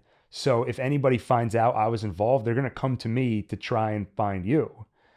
And I think it shows that from his perspective, it seems that he genuinely believes there's some kind of love between them, enough that you would put yourself in danger for the other. But for her, she refuses to go with him. So I think it's money, and it's a little more than that, but the little more I'm not sure of. I don't know what that is, how much, and I wouldn't mind digging into that further. Yeah, and there is, well, we'll get to it later, but he's betrayed her in other ways, right? But also, he's betrayed, like, she says this, right? It's like, you're breaking the rules or whatever. It's like, we're not supposed to put each other in danger, right? It's like that, which even in a normal relationship, you're not really supposed to put the other person like in physical danger. I usually start that with any new friendship, any kind of relationship of any kind. Like, just before we say anything, no putting in danger. Like what? Like, no. Did you ever see The Penguin? Underground tunnels, just like in the Batman. Batman uses those to get back to the Batcave in the Batman on his motorcycle. I saw an article that was like addressing the plot hole about the underground tunnels. And they're like, wouldn't Penguin and Batman run into each other? Like, that's not a plot hole. The tunnels go all over Gotham. That's like saying, wait a minute. This show takes place in Gotham? Okay, why isn't he bumping into Batman at every corner? Plot hole. Is Batman in this? Like, where is Batman? Yeah, so the showrunner or somebody, I think Matt Reeves addressed this in an interview, where he's basically saying after the flood, it's not just Oz and all of this. There's a rash of crime all over Gotham, and he feels largely responsible for it, for not stopping Riddler. So he is just all over Gotham trying to stop any crime he can find. So he's not paying attention to these things that are like bubbling up under the surface, this gang war that the public isn't privy to yet. He's just spread too thin, is the idea. All right, well, at the end of this episode, something pretty significant happens that I think would get Batman's attention, but we'll see. But also, I'm like willing to overlook that. Like, it's okay. Like, it's fine. Yeah, well, you just need a line like, the Avengers are on another planet. Yeah. They're busy, you know? Yeah, which honestly, I'd rather they not do, and let's just leave it between the lines. Yeah. Episode 6. After some time, Oz succeeds in establishing his underground Bliss trade. Money is coming in, the tunnels keep them hidden, things are looking up. Except, the city is siphoning power to the wealthier parts of town, leaving people like his mother with very little electricity. And it's cold, she's freezing. Not to mention, Sal and Sophie make a move. Oz is out there dealing her drugs, Bliss. So Sal and Sophie teach people what happens when you work with Oz. They kill 3 of the Triad's men as a warning shot. That spooks them enough. The Triads will stop dealing Bliss. Plan B. Oz gives the stuff away. He floods the streets with it. That creates demand and tells everyone, including the Triads, Bliss is in your territory whether you like it or not. And now, the people definitely want it. So you better start dealing once this free trial ends. It seems his business is still on the upswing, but at home, things are bad. His mother knows that her mind is going, and she doesn't want to end up a vegetable. So she makes Oz promise her, if things get bad, help me die. He can't protect her from Lewy body dementia, but at least he can get the power back on. He visits Councilman Haiti, and after some intimidation, he gets the power back. He grabs his septum, is that what it's called? And like pinches it, and like sort of threatens to rip it out. I will say this. I tried pinching my own septum to see how much it hurts. It didn't really hurt that bad. Like, obviously I didn't squeeze that hard. With metal like, pliers. I know. I was using my nails. And just to see, and he was like, ah! And he was bleeding, and they're jammed high up his nose. But also, by the way, Penguin kind of reacts. He's like, come on. It's just your nose. It's just your nose. Something like that. Yeah, to be clear, that was not a criticism of the show. That was a criticism of Councilman Haiti and his pain threshold. Well, he's also a loser. I mean, obviously. Yeah, well, not for long. Things are looking up for Haiti. Wait, what? Well, toward the end of this season, there's a little setup that he's going to be kind of a public hero for cracking. Oh, I missed this. soul. Okay. I think when I say it, you'll be like, "Oh yeah, I know what you're talking." I built it up too much. Oh. Anyway, Vic has a problem of his own. A gangster named Squid. First off, you meet a guy named Squid, you run the other way. Squidward, it's another story. But a gangster named Squid, who used to run in Vic's circle of friends, sees that Vic is doing well. He wants a piece of the action and insists on a meeting with Oz. Vic hesitates, and Squid threatens to pay that apartment in Crown Point a visit, the one where Vic is taking care of that old lady. Squid keeps asking questions, insisting he will not back down, leaving Vic no choice. He shoots him in the throat and watches Squid die. Finally, Oz's plan to flood the streets with free Bliss reaches its climax. The gangs are mad, and he calls them for a meeting where he gives an impassioned speech. about moving on from the Falcones and Maronis, giving all of us who have been overlooked or looked down upon a chance to rise up and take what's ours. And an alliance, unlike any other Gotham has seen before, is born. But Sophia and Sal have not been sitting idly by. They've been searching for a vulnerability. Sophia finds Eve, Oz's Lady of the Night. He paid her to be his alibi the night of Al's death, but there's more to their relationship than just money. In fact, he invited her to their hideout in Crown Point.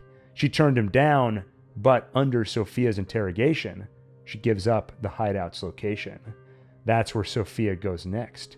Vic and Oz's mother, Frances, have no idea what's coming for them. So, okay, after a couple of episodes that I thought were weaker, this episode picked up for me in a few ways. Mainly, there were some really effective scenes. Like I said earlier, anything with his mother. So, especially in this episode, Help Me Die. Such a tragic moment. And I thought that there was interesting phrasing from Oz when he says, you're asking me to do something, you're my mother. It ain't natural. And that got me thinking, what is natural to Oz? He lit people on fire last episode. He was willing to kill Victor for the crime of trying to steal his rims, and because he was a witness, but he didn't deserve to die. So he shows humanity in some moments, especially with his mother, but then in other moments, he doesn't. And it got me thinking about one of the worst impulses people have, the impulse of a tribal mentality. I don't know if you're familiar with the show Chimp Empire. It's one that I got very into for a while, but chimps have that tribal mentality. You need to do a Chimp Empire timeline explain sometime. You could actually do it because there's a documentary that came before Chimp Empire, and then there's been news articles since following up on the quote unquote characters. For people unfamiliar, Chimp Empire is a documentary where there's a tribe of chimps. I forget where it's located, but it's the largest known tribe on Earth. It actually got so big, it ended up splitting into two separate tribes. But over the years, they've gotten used to people. So you can just follow them with a camera, and as long as you're cool about it, they'll generally ignore you. They got so close, and they shot a 4-episode documentary series on Netflix, but it's treated almost like a drama. They give each of the chimps a name, and it's like watching Game of Thrones because there's genuine politicizing. You can tell that one's trying to move up the food chain. That one keeps showing off. And they'll even put a number on screen. Anytime there's a chimp, they'll give you their name and their rank. And you see them move up the rank or down the rank. Now, to some extent, there's clear editorializing. Like they'll show Gus staring into the distance and they're like, he never forgot what they did to him. The scars run deep. And I'm like, you don't know that. You don't know that that's true. What are you talking about? He's reflecting on the memory where he tortured that coati. Nice. And Daniel is not mispronouncing coyote. Coati is a different animal. Look it up. But those chimps, if one chimp sees another chimp from another tribe, his only question is, can I kill it right now? Do I have the numbers to kill it? And if I do, we're killing him because he's in our territory. And I think people have that. When you see somebody that's not from your tribe, we have that impulse, like, I just want to kill them. Right there. What? I think in human history, you see an element of that we like to believe we've progressed past that in a lot of ways. But the impulse is there. And I think, not to kill, but the impulse to maybe be distrustful of people you don't know, people from a different group. But Penguin, to him, I think he has this horrible tribal mentality. And to him, it's kind of like, me and mom, we're one tribe. Everybody else is another. Or there's also a class way of looking at it. Anybody that's in kind of the upper class that looks down upon us, they're the other tribe. Killing them is natural. Killing my mom is unnatural. And yet at the same time, he's so motivated to be like this Rex Calabrese guy, right? Who is adored by everybody, right? It makes sense. But, he's got this, he wants to be adored by everybody, but he also kind of villainizes everybody and will do horrible things against them. And that's where I think there's also just narcissism here, where he wants attention. And you can probably, you can bring it back to his mother. He wants attention from his mother. That's why, spoilers, he killed his two brothers. He wanted it all. He wanted all the attention from his mother. And he never quite gets the approval he's seeking because she's upset that he killed her children.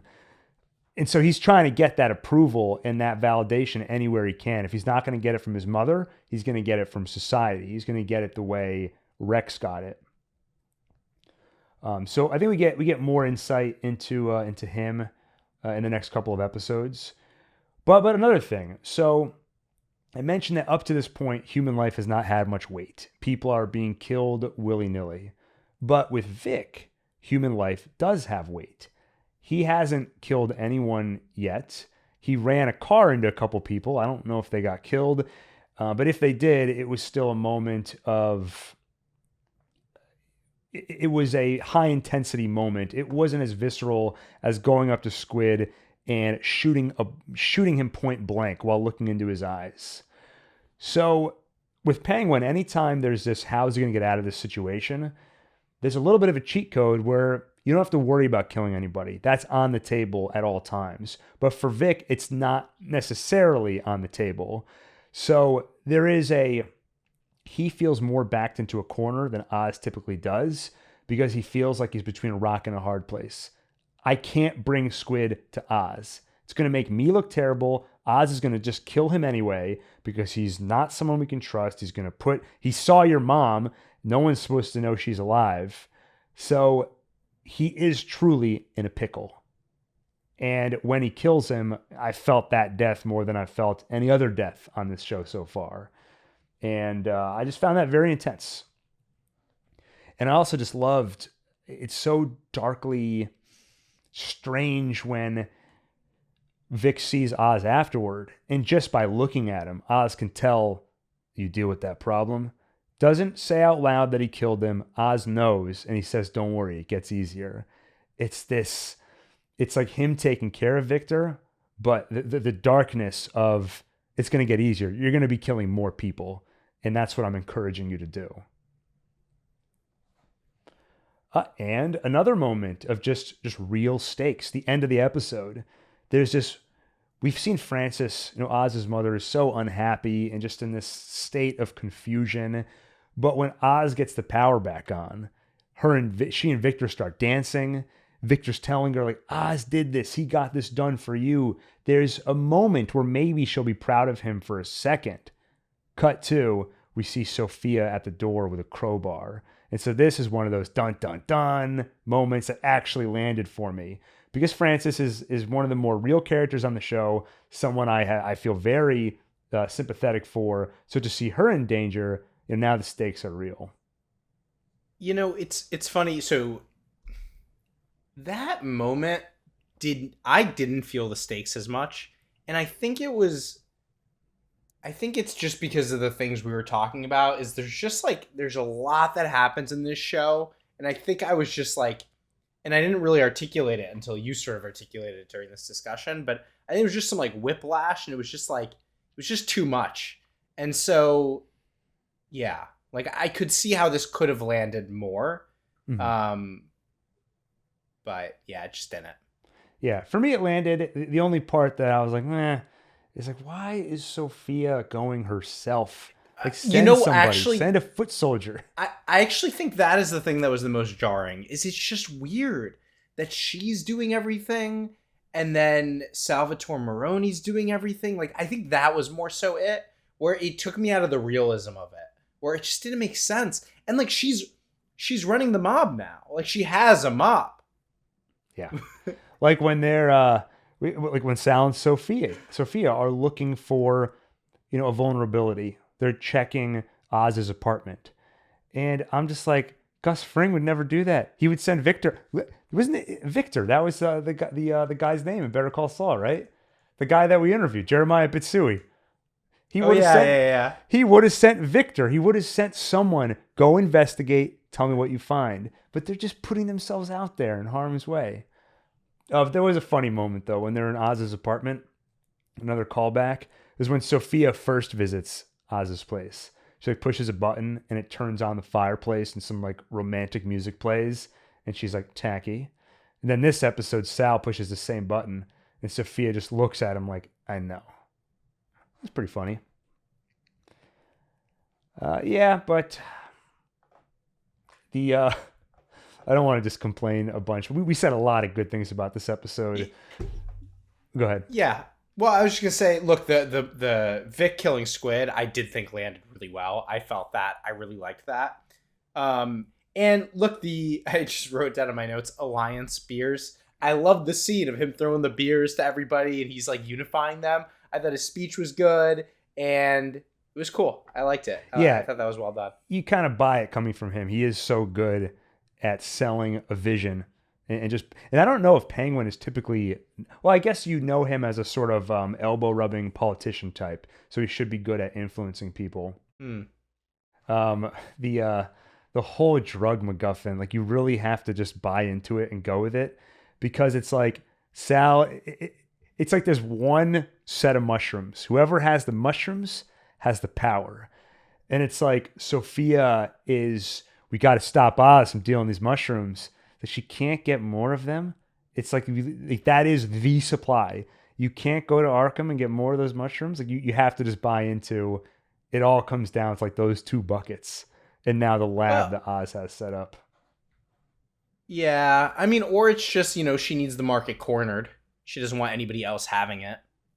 It could also be that, but it definitely also is that she doesn't have the mushrooms.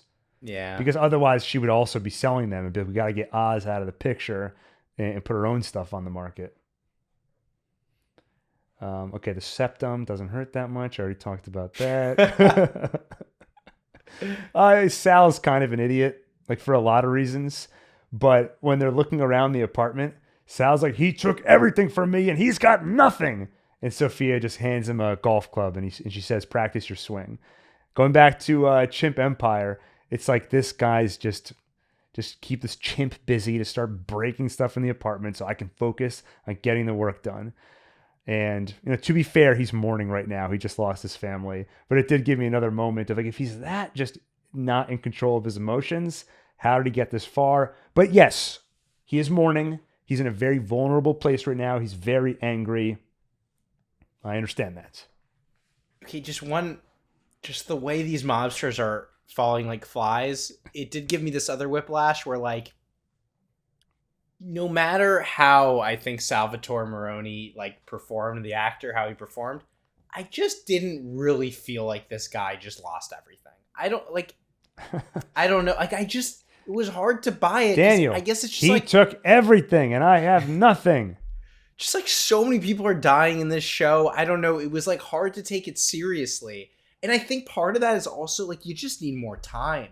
It's like somebody just lost his whole family. Like, we have to sit with that for a little bit, I think, to like really feel it. Like the guy really, escapes from prison and everybody gets murdered and now he's on the revenge. Like, I don't know. It does say something that's 6 episodes in, like 80% through the show. The death that most resonated with me is Squid.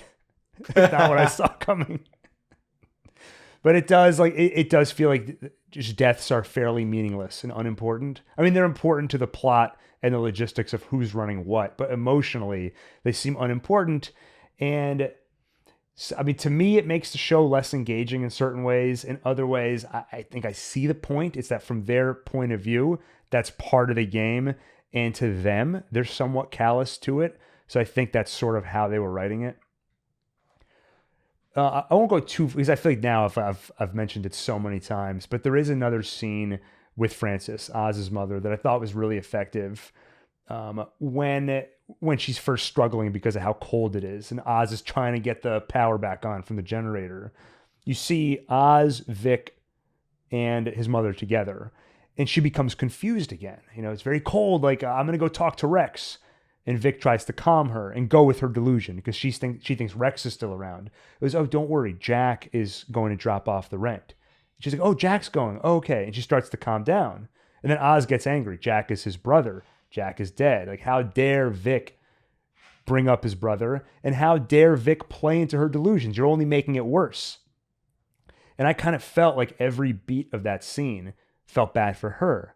Felt sort of calmed when Vic, and I felt happier when Vic was playing into her confusion. And then I understood why Oz got so frustrated, because it's almost insulting to his mother. Like, you're lying to her because you think she can't handle the reality of what's happening. It's insulting. You think you know how to talk to my mother better than I do? Like, I take care of her, and now you're trying to take care of her better than I do? You're bringing up my brother? Like, what right do you have to bring up my brother?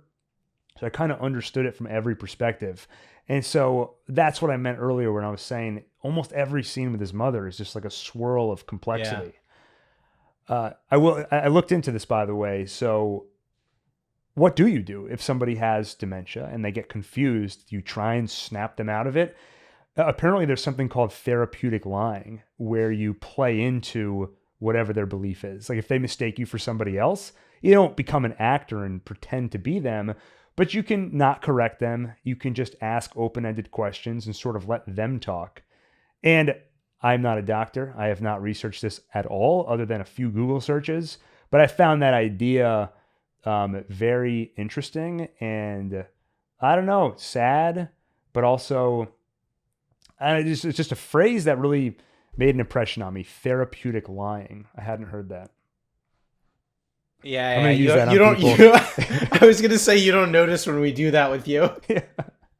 Or anytime somebody accuses me of lying, it was therapeutic lying. It was okay. Let's go to episode 7. 1988. It's a day like any other. Oz is jealous anytime his mother pays more attention to Jack or Benny than himself. And that night, when the boys play flashlight tag, when Jack and Benny take advantage of Oz's disability, hiding in a hard-to-reach part of the Gotham City water overflow tunnel, Oz has had enough. He locks the door on them. That night, it rains heavily. Oz lies to his mother. Where are Jack and Benny? Well, they went to see a movie. The truth is they are drowning, and from now on, Oz will have his mother all to himself.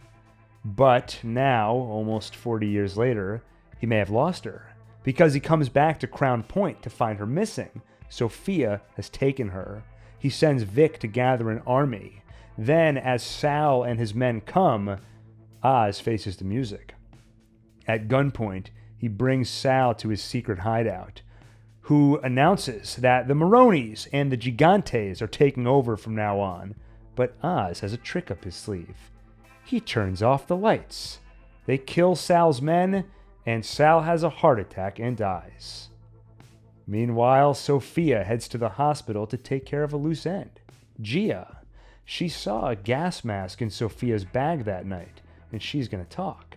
Sophia assures the girl that what happened was a terrible accident, but in truth, she is lucky to be rid of that awful family.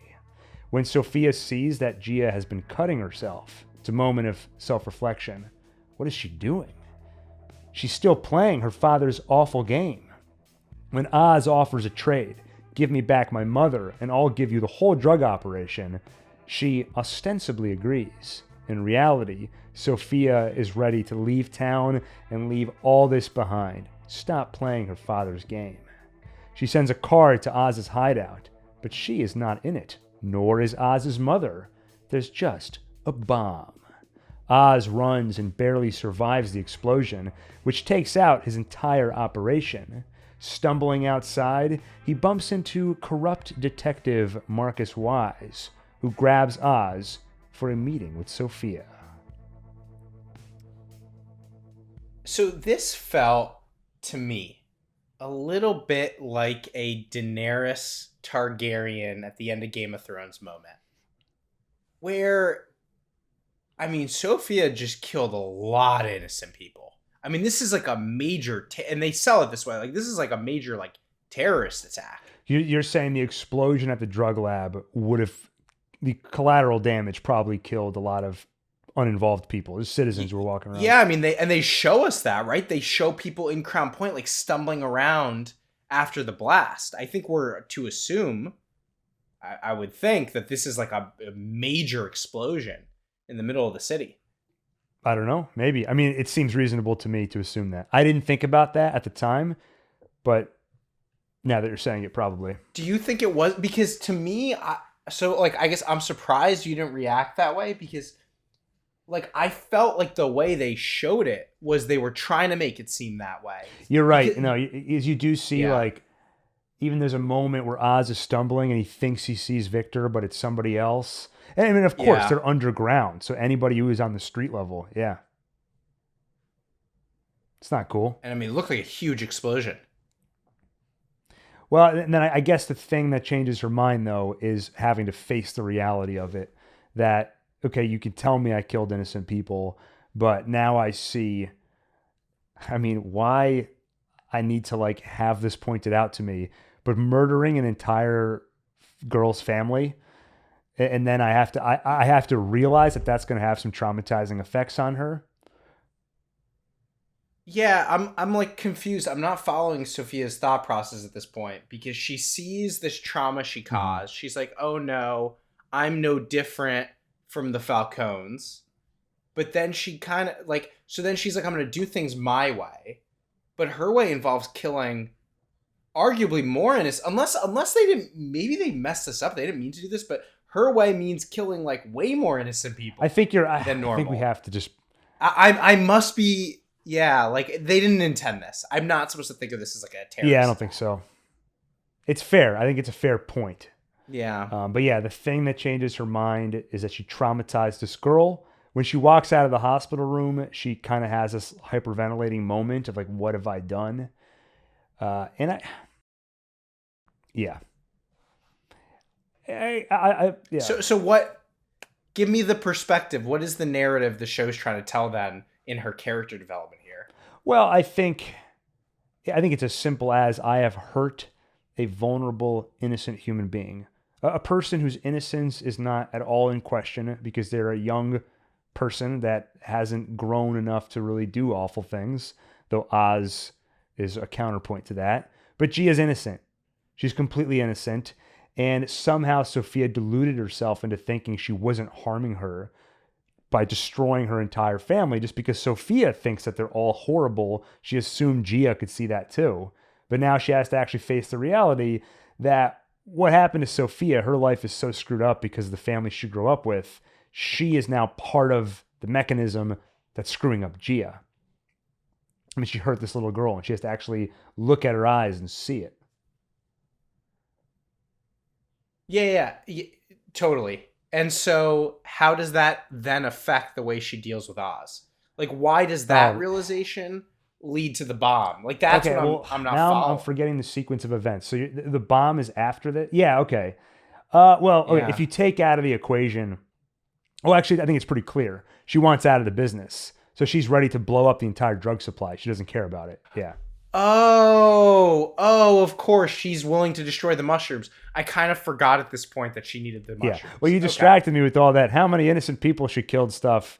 But yeah, well, I guess to me, it felt like the scale of the thing. I forgot. Like I did it. Yeah, it felt like it went from like, I need to get out of this business. Let me go set off a major explosive, like a Riddler style attack before I leave town. Yeah, it does. Yeah, I can see the silliness of it now that you've pointed it out. Yeah. But okay, how great though how great the whole opening sequence. How just difficult to watch. Is I think one particularly effective moment because there's a question of how aware is Oz of what he's doing. Like when he locked that door, did he know he was condemning his brothers to die? I think probably no. But when he's sitting with his mom and he sees it's raining, every time he looked over his shoulder, it just twisted my stomach. He keeps glancing at the window. At that point, he knows what's happening, I think. And he's happy about it. Yeah. So this is the... did they need to do this? Because it's just it's so bad. Well, I mean, we're watching a show about a monster, and this does raise an interesting nature versus nurture question, right? At the earliest point in his life that we've met him now, he seems already to be a monster or broken in some way. Yeah, and that's like you don't really like to see that portrayed, which I think there are cases where like it happened. Like there are kids who at a very young age are already exhibiting right? Really violent behavior and stuff. And so I guess, it's possible. I guess it's just that's the story they're telling. It's just brutal. Yeah, I mean, right? you're confronting awfulness, and I would say they effectively portrayed it. Like, there's nothing I see in this opening sequence that I found silly, anything like that. I think, the show, I think, is generally, it's well done, it's well acted and everything. It's just the moments where there's a twisted logic or a silly logic that gets you there. And I don't think there was really any of that in this opening sequence. I thought it was all very powerful. And to the nature versus nurture question, this is the earliest we've seen him. So there has been some nurturing to this point. And we do see the person he looks up to is Rex, a gangster. And we don't exactly see his mom trying to talk him out of that. We see Jack is trying to. Jack is trying to join the ROTC. He's trying to get out of this to a better life. And we don't really see in the flashback his mom mentioning Rex much. But we will see some of that in episode 8, and we see she has a friendly relationship with him. I'm smiling a little bit because it came out. I don't know if it's going to be in the edit or not. Daniel has just realized he didn't watch episode 8. He didn't see the finale, so I'm dancing around it a little. So we're going to have him go. We're going to finish talking about episode 7, then he's going to go watch it, and then we'll finish recording. So irresponsible. There were a few references you've made to episode 8 where I was a little confused. You're like, yeah, totally. And now, yeah. I was like, I'm excited. I have another episode to watch. Yeah, and there's some good stuff in there.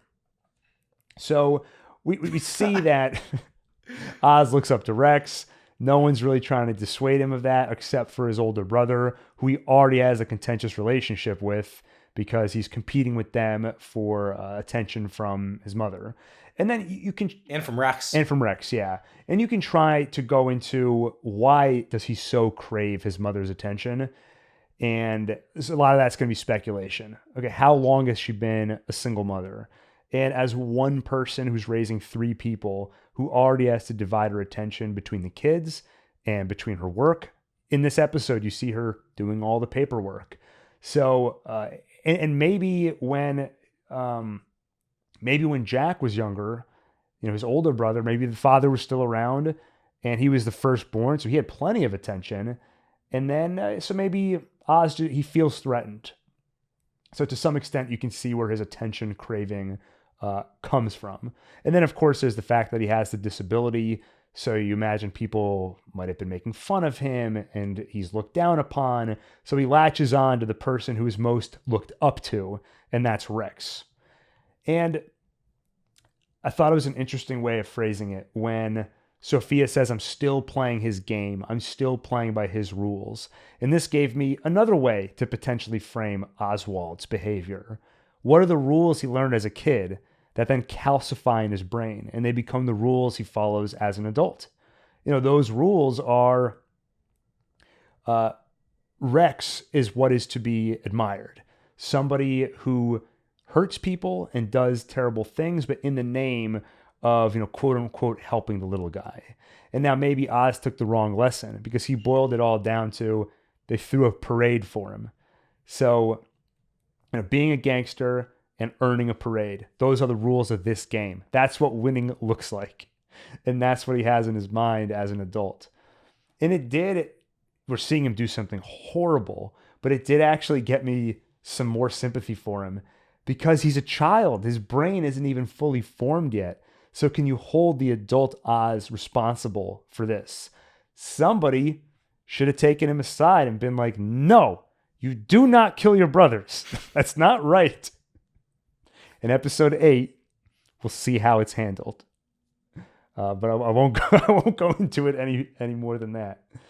But you just have to imagine if you do something so horrible as a child and you don't face any consequences for it, what does that do to your moral compass?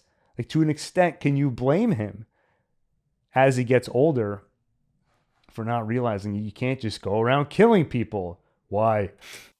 You just can't go around killing people. Why? Yeah. But more to say on that when we get to the finale.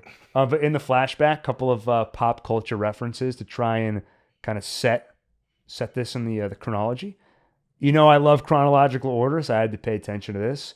But when they get like $50 from Rex, and Benny's like, "Oh, we can go play so much Double Dragon," made me so nostalgic for the arcades. And then, what movie are Jack and Benny seeing? Beetlejuice.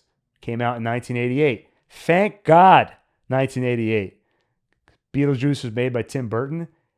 God help me if this was 1989. You know what movie they'd be seeing? Batman. And that would have really screwed stuff up. So luckily they went 1 year back to the Beetlejuice era for Michael Keaton. And check out our Beetlejuice podcast discussion. That's right, Beetlejuice. Which broke the whole movie down. No, but we also did an original Beetlejuice discussion. Oh, yeah, that was a year ago on the other channel. Yeah, it was like 15 minutes long on a long forgotten channel. Oh, was it? Okay. Yeah, don't worry about that. Ignore that. Don't try to find that.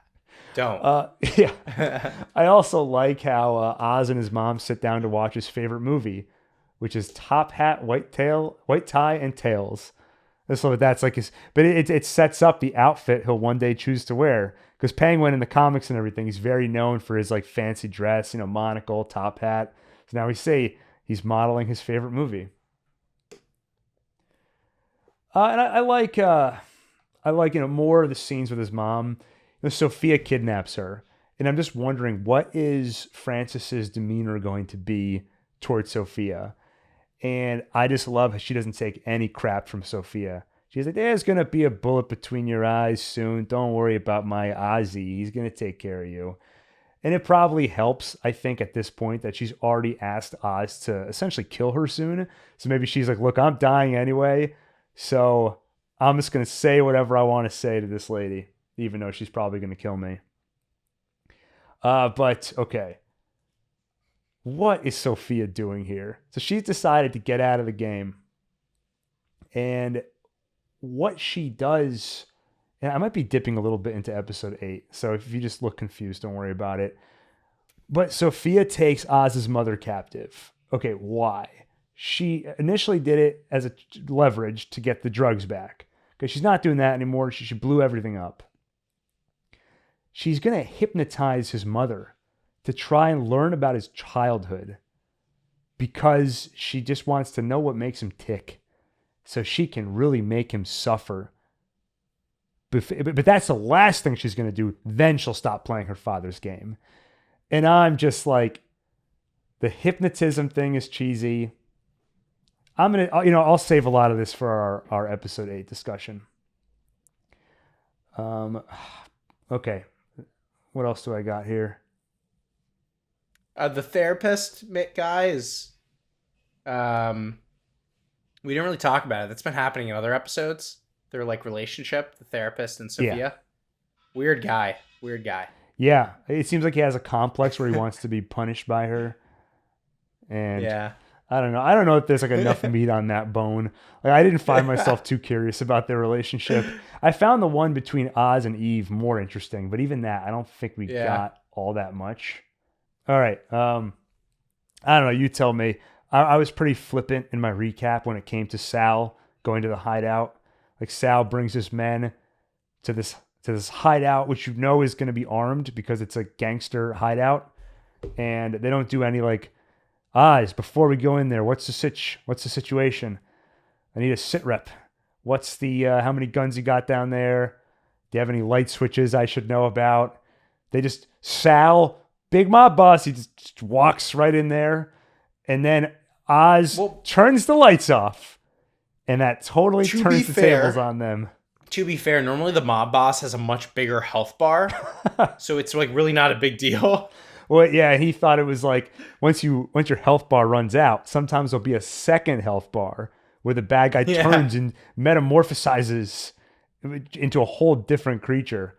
But I guess Sal forgot. It's like in Venom 3, he forgot he already died once.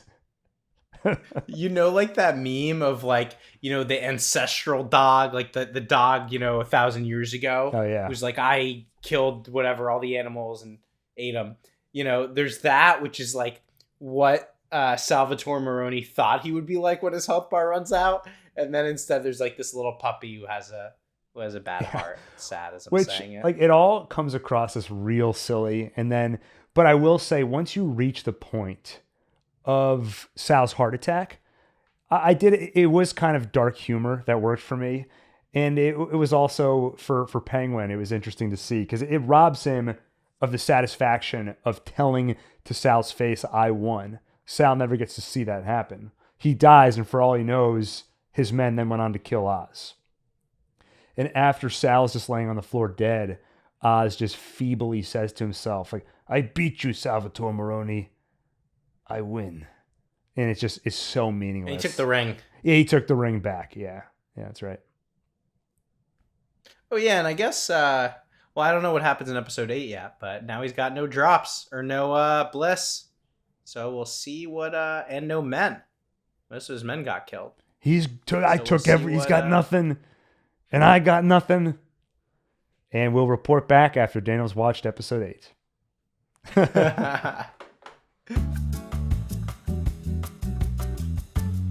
And we're back. So Daniel, through the magic of editing, to listeners and viewers, it will seem that in a blink, Daniel has run off and watched the Penguin finale. But in reality, it's been about 24 hours. And this is a very unusual way to do a podcast because normally 2.5 hours into a podcast, I'm not able to listen to what we've recorded so far before continuing. But now I feel like we have the opportunity to course correct. So I was joking about everything I said before. Penguin's great, flawless show. Amazing performances all around. Daniel, do you have anything you want to say? The only thing I would say is I am shocked that I got through the whole first 2 hours of this discussion without realizing I didn't see the last episode and without it causing any meaningful friction in our discussion.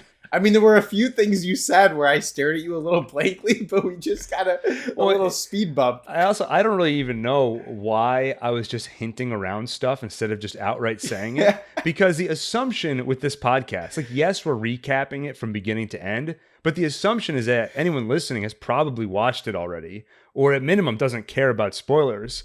But I still feel like I shouldn't spoil stuff that's going to happen later in the recap.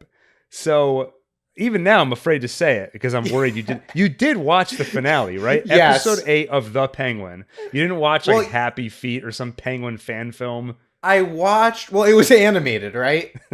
Yes. They made a very odd choice for the finale, yeah. It was weird, yeah. No, I watched it. And it's funny, you made a few references to like, you were like, I don't know how they're going to make another season. And I was like, what are you talking about? Episode 7 stopped on such a huge cliffhanger. Like, what's going to happen next? Because from your perspective, the mushroom hideout underground blew up, and that was the end of the season. And so you're like, what a cliffhanger. And then the other thing, though, is you said that Penguin does something unforgivable or something like that. Yeah. And I was like, oh, yeah, killing his brothers.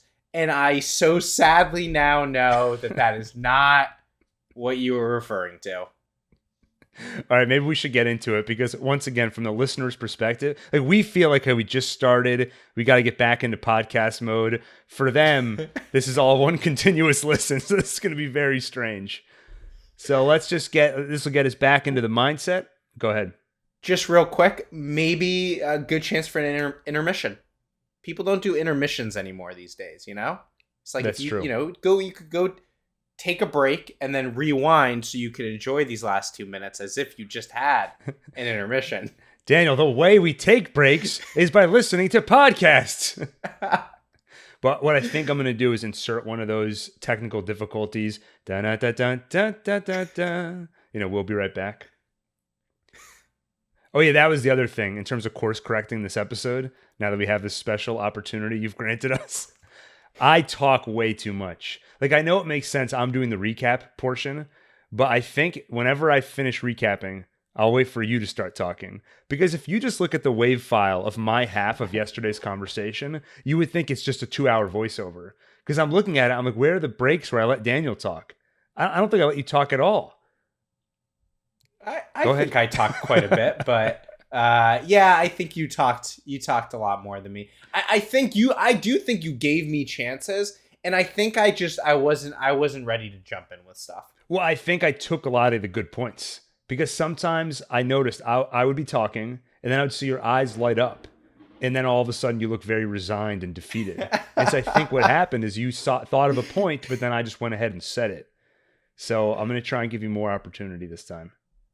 Or maybe you said the opposite and I was sad because I realized that my point was wrong. Well, that's the other thing. We started the episode. You were like, this was a great show. I love this show. And then I feel like I almost forcefully turned you around on it, where you turned on the show. And I did look at it. I hadn't actually read any reviews or really looked up the general sentiment toward it. My impression was that everyone kind of loved it. But I can't tell if everyone loved the show or it's more like we were not expecting this show to be good. And it kind of blew our expectations away. But to sum up my thoughts, for some reason, before we talk about the finale, I feel like the show had low expectations just because of what it is. And then it ended up being fine. It's a decent show, but it's elevated by Colin Farrell's performance. This is a movie actor. And sometimes, without calling out anyone specific, I do think you can see the difference when it's Colin Farrell and then a bunch of TV actors. And it sort of makes him, you can see the variation in acting ability. There were times, especially in the last episode, where I saw the Sophia and I just saw the girl from How I Met Your Mother. And it just, I don't know, like, I think it's the moments where the acting didn't feel like movie star level. And so it just, like, it really took me out of it. Yeah. All right. Well, you ready to get back in? I'm going to take you back into it with a recap of the Penguin finale. Before Sophia recaptured Oz, she sent his mother on a trip down memory lane with hypnosis, courtesy of Dr. Julian Rush. She remembers meeting with Rex after losing her boys. She confesses about the flashlight she found in Oz's jacket that night. He knew where they were and didn't say anything. In fact, Oz locked them in. There are two ways to go, Rex suggests. Put the devil down or put him to work. After all, the devil could do very well in the mob. She could foster what's inside him and control it. It's that conversation which prompts her to get dolled up and take Oz out for a night on the town. The plan? They'll have a nice evening, then Rex will take the boy for a one-way drive. But Frances changes her mind. She goes the other way instead. She makes a deal with the devil, making Oz promise he'll take care of her and get her all the things she deserves. A penthouse, all that stuff. During hypnosis, Frances shares all of this, and now, armed with the knowledge of Oswald's childhood sin, Sophia ties him up across from his mother, as that goes so well every time they try and she's going to cut off her finger unless she hears the words out of Oswald's own lips. Admit what you did and why. Oz feigns ignorance, or perhaps he's just that delusional. There is no confession, except from his mother. She hates him. Why did he take her babies away? She had enough to give all three of them. She breaks a bottle and shoves it into Oz's gut. She sees a vision of her boys and collapses. Oz takes advantage of the distraction and escapes. I think we can pause there and talk a little bit about this stuff. Daniel, why don't you go ahead?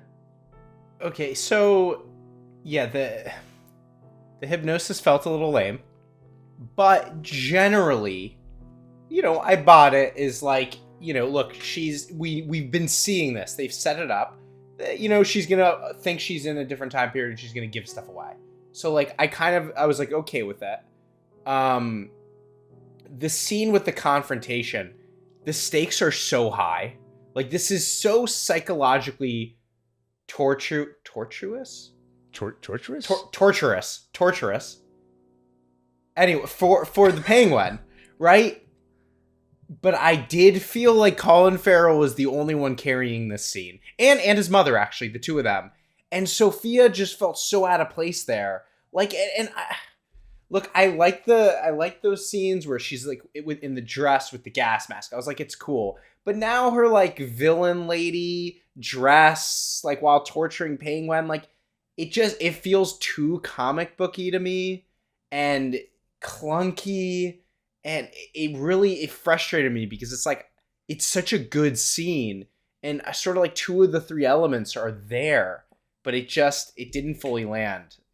because of that. But I just think it could have risen to a different level, that scene, and it failed to. Yeah, I think the hypnosis stuff is a little wacky, and I think you could have gotten there easily without it because this character often gets confused. She'll think she's talking to Jack or Rex or someone who isn't there. So you easily could have used that to get to the same place. But having said that, forget about the mechanism which takes us there. The flashback where you're seeing the events play out, but it's the older actress replacing the younger one, reliving those days. I thought those scenes, once you're in them, were pretty effective. Yeah. And it was just chilling when she's talking to Rex and nobody says it out loud, like, we're going to kill him. But it's just funny that it comes down to, there's only two choices, Daniel, to handle this. You can either execute your son or let him work for the mob. At no point does anyone float the idea of getting him any kind of help, any kind of therapy. And that's not a criticism of the show, by the way. This is an observation about what could have led Oz to where he is today. And it's what I said, I was going to say, again, from the listeners, this was 5 minutes ago. For me, it was yesterday. But when I said that you learn these rules as a kid, they calcify in your brain, and that's how you live as an adult. To Oz, he killed these kids, his brothers. And in fact, not only is he not punished, he's rewarded. Because he wanted to work for Rex. He looked up to him. Now he's in the mob. So what does that teach you? There's no consequences. And in fact, you're rewarded for doing this horrible thing. But heartbreaking and just chilling to watch that conversation between his mother, who I wanted to shout out the actress, Deirdre O'Connell, because I did think she was an MVP of this show, right up there with Colin Farrell. And watching the mother get to a point where she is ready to ask this person, can you kill him? The way she phrases it, by let him go, you mean, and that she doesn't say anything, and then asks, you could help me with something like that? And just what she's asking him to do is so terrible. And I love the way it reframes a moment that there's this idea that we hear about early on in the season where his mother was in mourning because she lost two of her children. And then all of a sudden, one day she wanted to go out.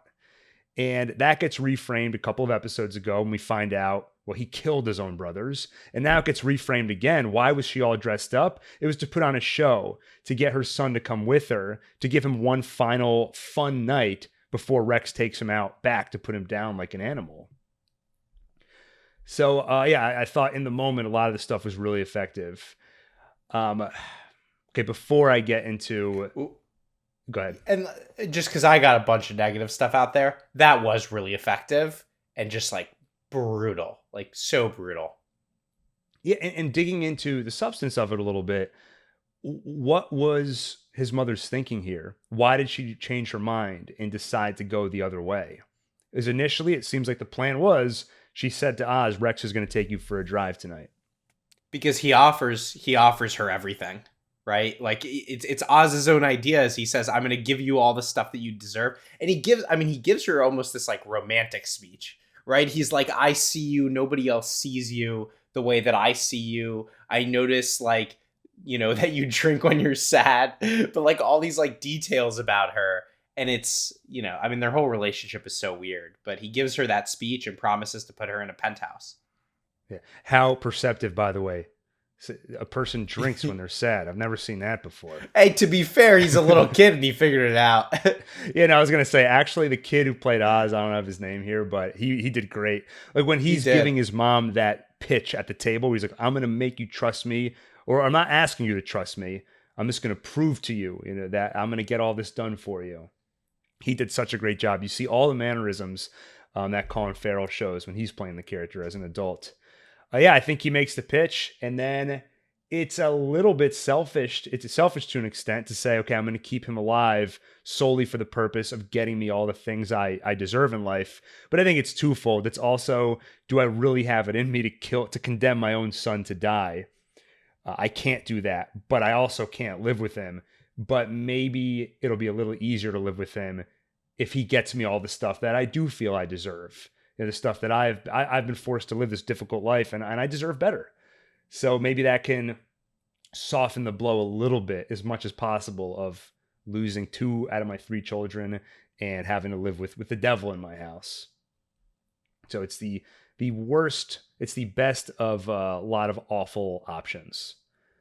Yeah, and then we get to the present, and in general, I can't stand it when a villain, and I'm not saying Sophia's a villain, but she is the obstacle to the person we're following, Oz. But when that person ties up the main character, you know that for them to escape, something ridiculous has to happen. Because if you have someone tied up, they're in your clutches, you have a gun to them, there's no reason they should escape. But the whole setup here, it's just so wacky. What is Sophia doing? She wants revenge. So I'm going to hypnotize your mother, learn about your past. Now I found out this awful thing you did. I'm going to tie you up and make you confess what you did to your mother as this really circuitous form of psychological torture. But I know I'm terrible at this because every time we tie you up, you get away. You always find a way to worm your way out of these things. And so, of course, Penguin escapes. And then they capture him again. And once again, it doesn't go well. We're going to get to that later. But I could not get past the wackiness of this situation of like, what is she after here? It's so absurd. Like, you've already decided, I don't want to play my father's game. I want to leave town. But first, I'm going to do something that no human being has ever done or ever will do in reality. I can't buy that somebody would ever do this. Like a forced therapy session at gunpoint. I just don't see it happening. Yeah, and I kind of want, I was complaining about the actress behind Sophia, and it's like, I feel bad about that because it's not even really the actress's fault. It's like the whole situation is just too wacky. Like, it just doesn't work. And again, like, I have a lot of complaints about Sophia in this episode because, like, she plays this role in such a ridiculously wacky situation. She does so many dumb things in this episode, and they keep doing these shots of her doing these things that are supposed to be, like, so badass, like burning down the house, like the... Yeah. And then and it's just like, okay, like, it's like you're like it's like us recording like a home video, like we're like, this is so badass, Yeah. Like, yeah, and I don't think it's the actress's fault at all. Like, I don't know, who Yeah. knows? Maybe someone really talented could have found a way to elevate it, like do a funny voice like Oz or something, or like Joker. I don't know, but they're not really giving her much to work with here. It also just feels very uncreative. If you think back on this whole season, it's like, I kidnapped you. Well, you kidnapped me. Well, I kidnapped your mom. Well, I kidnapped your son. Well, she kidnaps Oz, I think, 3 times throughout the season. Man. Okay, but in this scene, I mean, we already talked about the parts of the scene that landed, but like, I mean, yeah, Colin Farrell, like the tortured look on his face when this is going on is like, that does elevate the scene so much. And by the way, not just Colin Farrell's acting, but also like the makeup and everything, like just the whole Penguin look, and then his acting too with that look is just, man, like, it's gut wrenching. When he kind of regresses to childhood again, and he starts just yelling like "Ma, Ma," that stuff was chilling. It also, like, you have to ignore how you get here, but the idea of pushing Oz as far as you can and see how far will he go to deny the truth. And it seems he was going to let them cut his mom's finger off. He was not going to admit that he knew what they were talking about. And it makes you wonder, is he so good at lying to himself and to everyone around him? Or is he that delusional? Has he genuinely buried this truth to a point where he doesn't remember it? Could it have been so traumatic that he doesn't remember this happening? And that creates this whole interesting question of, you don't even recall killing these people, and yet you've probably taken lessons from that. Like, it's become part of your subconscious that your aversion to violence is subdued, and you don't even remember where it all came from. It's interesting. Yeah.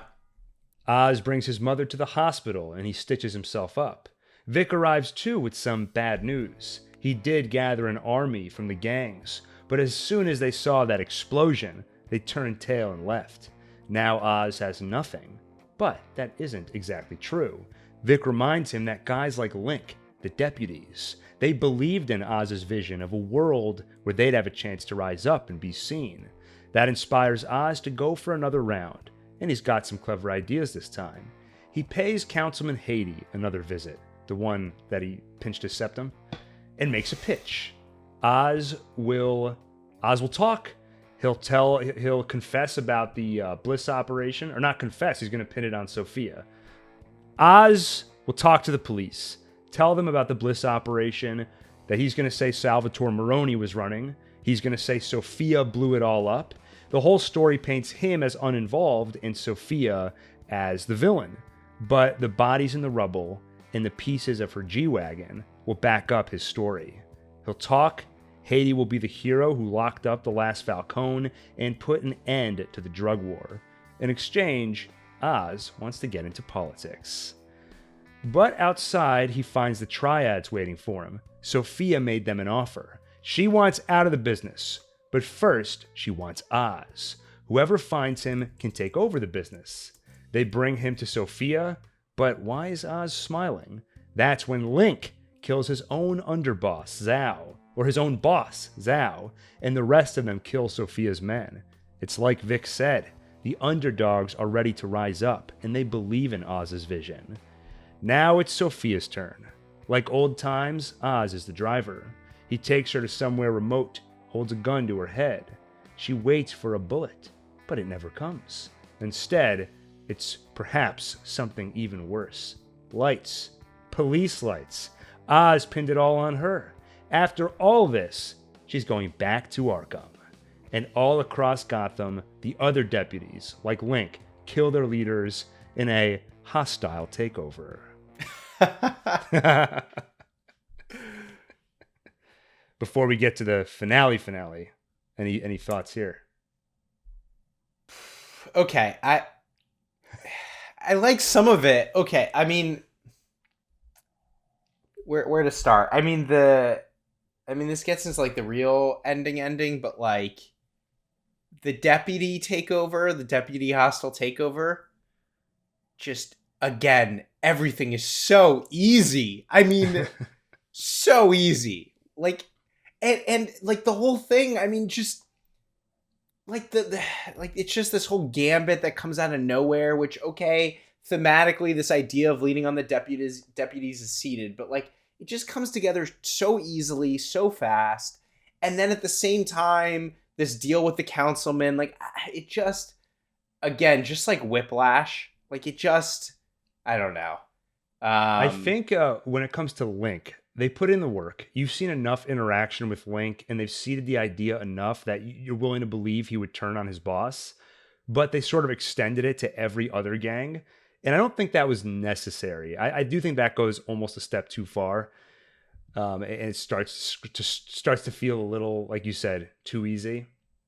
I didn't mind the move with the politician. It felt kind of clever to me because I was like, yeah, actually, if somebody went and investigated, all you see is Moroni's and Falcone's killing each other. He could clean his hands of it. And I think most people wouldn't do this, but Penguin's the kind of guy who's willing to throw anybody under the bus. He's willing to kill anybody, as we're about to see. So he does a move that I think most people wouldn't do. I'll just turn on everybody and trade all this for something different, perhaps better, getting into the political game. All right, I'll renege on the complaint about the politician. It's reasonable. Yeah, I think. Well, you see Bella Real for a second, and it really feels like it feels like Penguin saying, like, I am ready for bigger things. I'm ready to leave television and go back to the movies. As he looks up and sees, like, this is one of the few characters who's crossed over from the Batman into the Penguin. Not a complaint. I just found that kind of funny. I thought the speech that Oz gives, what's her name? Sophia, in the car, very effective. Again, he's so good at this stuff. Like giving that whole the speech about the underdogs. You got no idea what it feels like. Born into nothing, having a smile at the person whose boot's on your neck, hoping one day they'll look down, see you there, and just let up. You know what people would do to push that feeling, to push that down? They'll do fucking anything to push down that feeling. And just the visual of the boot on your neck, looking up, and the idea that you're not even asking them to remove the boot from your neck. You just want them to let up a little. I found that way more effective than if he'd gone all the way and said, "You look up and you wish you were up there." But just that phrasing of like just hoping to let up a little bit, I found that very effective. When he takes her out of the car, she kind of calls him on his BS. Oswald Cobb, a man of the people. That's what you need to believe, huh? And I'm like, okay, yeah, she sees through it. Like he's not really trying to be a man of the people. He wants to be seen as a man of a people. It's that narcissism, and she's pointing it out. But then she takes it one step further where I'm like, yes, because she goes, "How's your mom? Has she told you she loves you yet?" I'm like, yes, I know. It's all about really he wants his mom's love and her attention. I hate reducing a character's motivation and complexity down to one phrase. Because if you were to ask we should probably stop comparing everything to Breaking Bad. Maybe as we watch more movies and shows, it'll just I watch a lot of other stuff, but unless I've dissected it in detail on YouTube, it's just not my go-to for comparison. But if you asked what drives Walter White, you could do a whole essay about it. If you were to ask what drives the Penguin, you just ask Sophia. She'll tell you. He wants his mom to say that she loves him, basically. And it's not just in the phrasing, but it's also even in the show itself. It's such a direct line from, okay, you see him as a kid, and she says to him, "I want you to get me everything I deserve." And then, I fast forward 40 years, and precisely, life zigzags, takes you in a lot of weird directions, but here it's a straight line. What was seeded at 10 years old is now his core motivation today. It all just feels so simplistic, you know what I mean? Yeah. But I liked a lot of the near Sophia execution scene, because, by the way, I kind of forgot the gambit that he was doing. Okay, you forgot it too. Me too, I yeah. felt the tension. And you know where I think the show did that scene so well because it built up so much tension that do you ever I think it only happens when they build up a lot of tension where a character's about to die or you think a character's about to die, and you actually have a moment where you yourself start to think about it and you're like, wow, that's nuts. The lights are about to go out for her. And it's the gun's behind her head. It's just 1 second she's there, next second she's not there. I was thinking of that and feeling that, and I was like, okay, that was a pretty good scene. Yeah, they built up to that moment so well. I mean, everything from in the car, it's just the visual language, the language of the scene. You've seen it before, so everything leads you to believe he's about to execute her. When she leaves the car, I think it's a compliment to the writing and directing and the acting and everything in the scene. It makes you forget. You get hypnotized by it. Really, you're like, yeah, she's about to die, and then you see the cops. I'm like, oh yeah, that's right. So overall, a great scene. Also, I mean, Sophia, what an idiot. I mean, she could have left at any point with tons of money. And Next time, she's thinking about hypnotizing somebody and then tying them up next to their son to get a confession of a thing they already know. Hopefully she thinks twice. Well, hopefully she thinks 3 times, because she did think twice. She did it, it failed, and then she's like, let me try one more time before I leave. But also, I'm sorry, it is possible to restrain somebody in a way that they will not escape. It's possible. It can be done. It gets done routinely. Wait, what? You tie them to a rickety wooden chair. What else would you do? Nobody ever struggles enough to, when they're tied in a chair, I'm like, you would just go nuts. But it's always like, I can't get out of here. All right, back to the recap. But you know what they also don't do? He's in a rickety chair. They never they don't use their core. Penguin's got his feet on the ground, right? It's wouldn't you think he would try to kind of stand up? Right? So it's he's getting some hip drive. He's using his legs. Yeah. He's pushing up. He can use his core to kind of shoot. There's a lot you could do from that position. Yeah. And they're just I guess when they have the gun on you, you obviously don't want to do all that. So I don't know. Eventually he gets the idea, wait a minute. I know how to get out of this. If I tip the chair over, it'll break. But he waits for the right moment to do it. But at least initially, there's always the initial struggle that never looks quite right. But I guess it's a haphazard. It's kind of out of habit. Oh, I'm supposed to do this. Yeah. Oz won it all. and he cannot wait to tell his mother. But at the hospital, he finds that she has fallen into a persistent vegetative state after a severe stroke. And I will say, this scene does that thing I love, the slow realization, where at first you're like, look, Ma, on the TV, everything's going my way. This is great. Ma, what's going on? He starts screaming for the doctors, and when they come in, they really found Oz's voice, and he has lines where I'm like, that is something he would say. So when they tell him she's in a vegetative state, he's like, what are you talking about? Her eyes are open, she's staring at something. And I'm like, that is what he would say. But yeah, you just your heart just sinks when you realize that she isn't present at all, and he sees what's going on. The only person Oz has left to celebrate with is Victor. They've become like a family, and Oz has seen how weak family makes him, so he has to do it. He squeezes until the boy stops struggling. He kills him to spell that out. Oh, so man. Earlier in this podcast episode, Daniel, where I kept alluding to some tragedy that's coming and you just smiled and nodded, this is what I was talking about. Yeah. Awful. I mean, this scene is really well done, and Oz, again, like his facial expressions and again the makeup and everything, but it's like you see his face as he's choking Vic. And you really see a monster in that moment. Another great moment, too, of just the realization setting in. When Oz starts telling him, you've been with me the whole time. You've seen everything. You've seen me at my lowest. I was like, oh, no. He's seen too much. Also, the phrasing, where I'm going, kid, I can't bring you. And in my head, I'm thinking, he can't bring him to the Batman Part 2 because he's a TV actor. I'm going to the movies, kid. You can't come with me. During the struggling of, oh no, go ahead. No, go for it.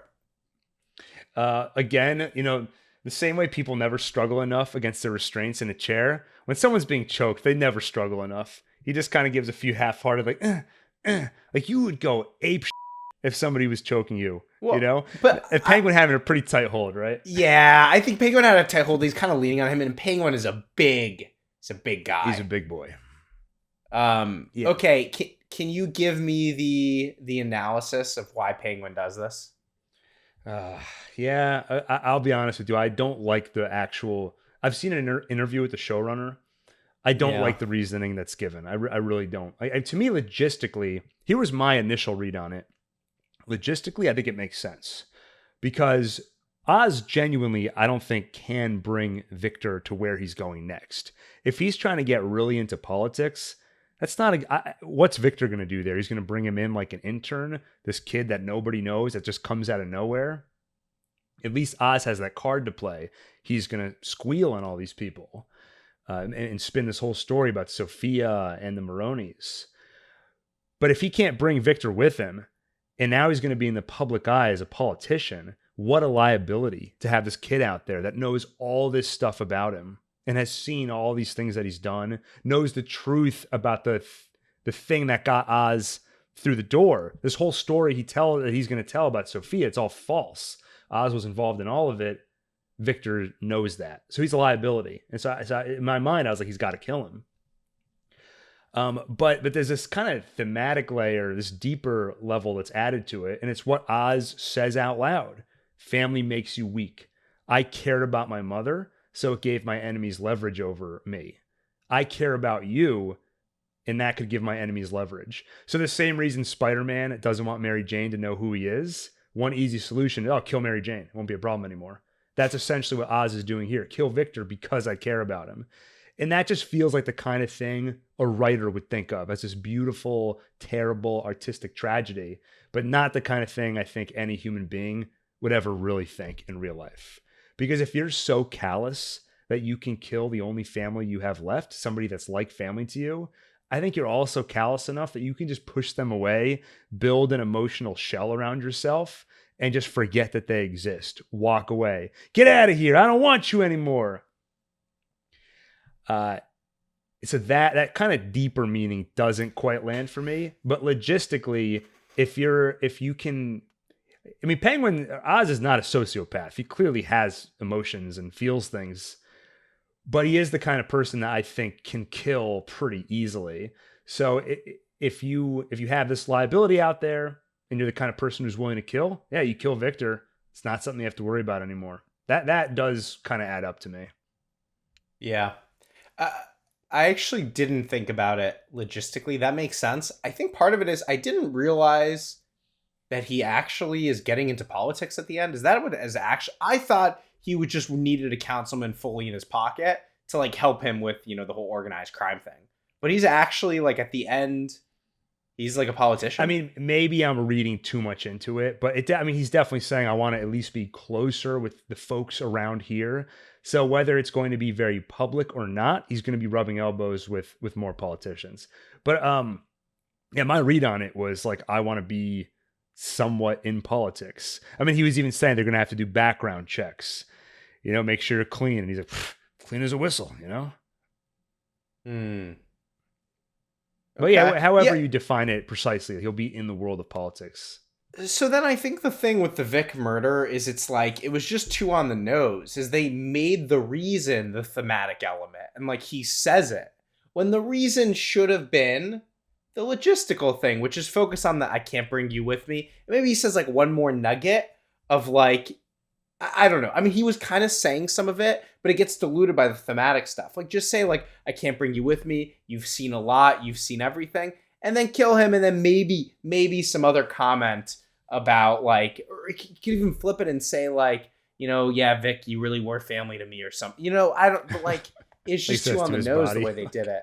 Yeah. You was family to me. But family, what if somebody kidnapped you and tied you to a chair and hypnotized you? Then what would I do? Be right back where I started. And Vic's like, I'm still alive. Yeah, that's the alternate version I was writing in my head.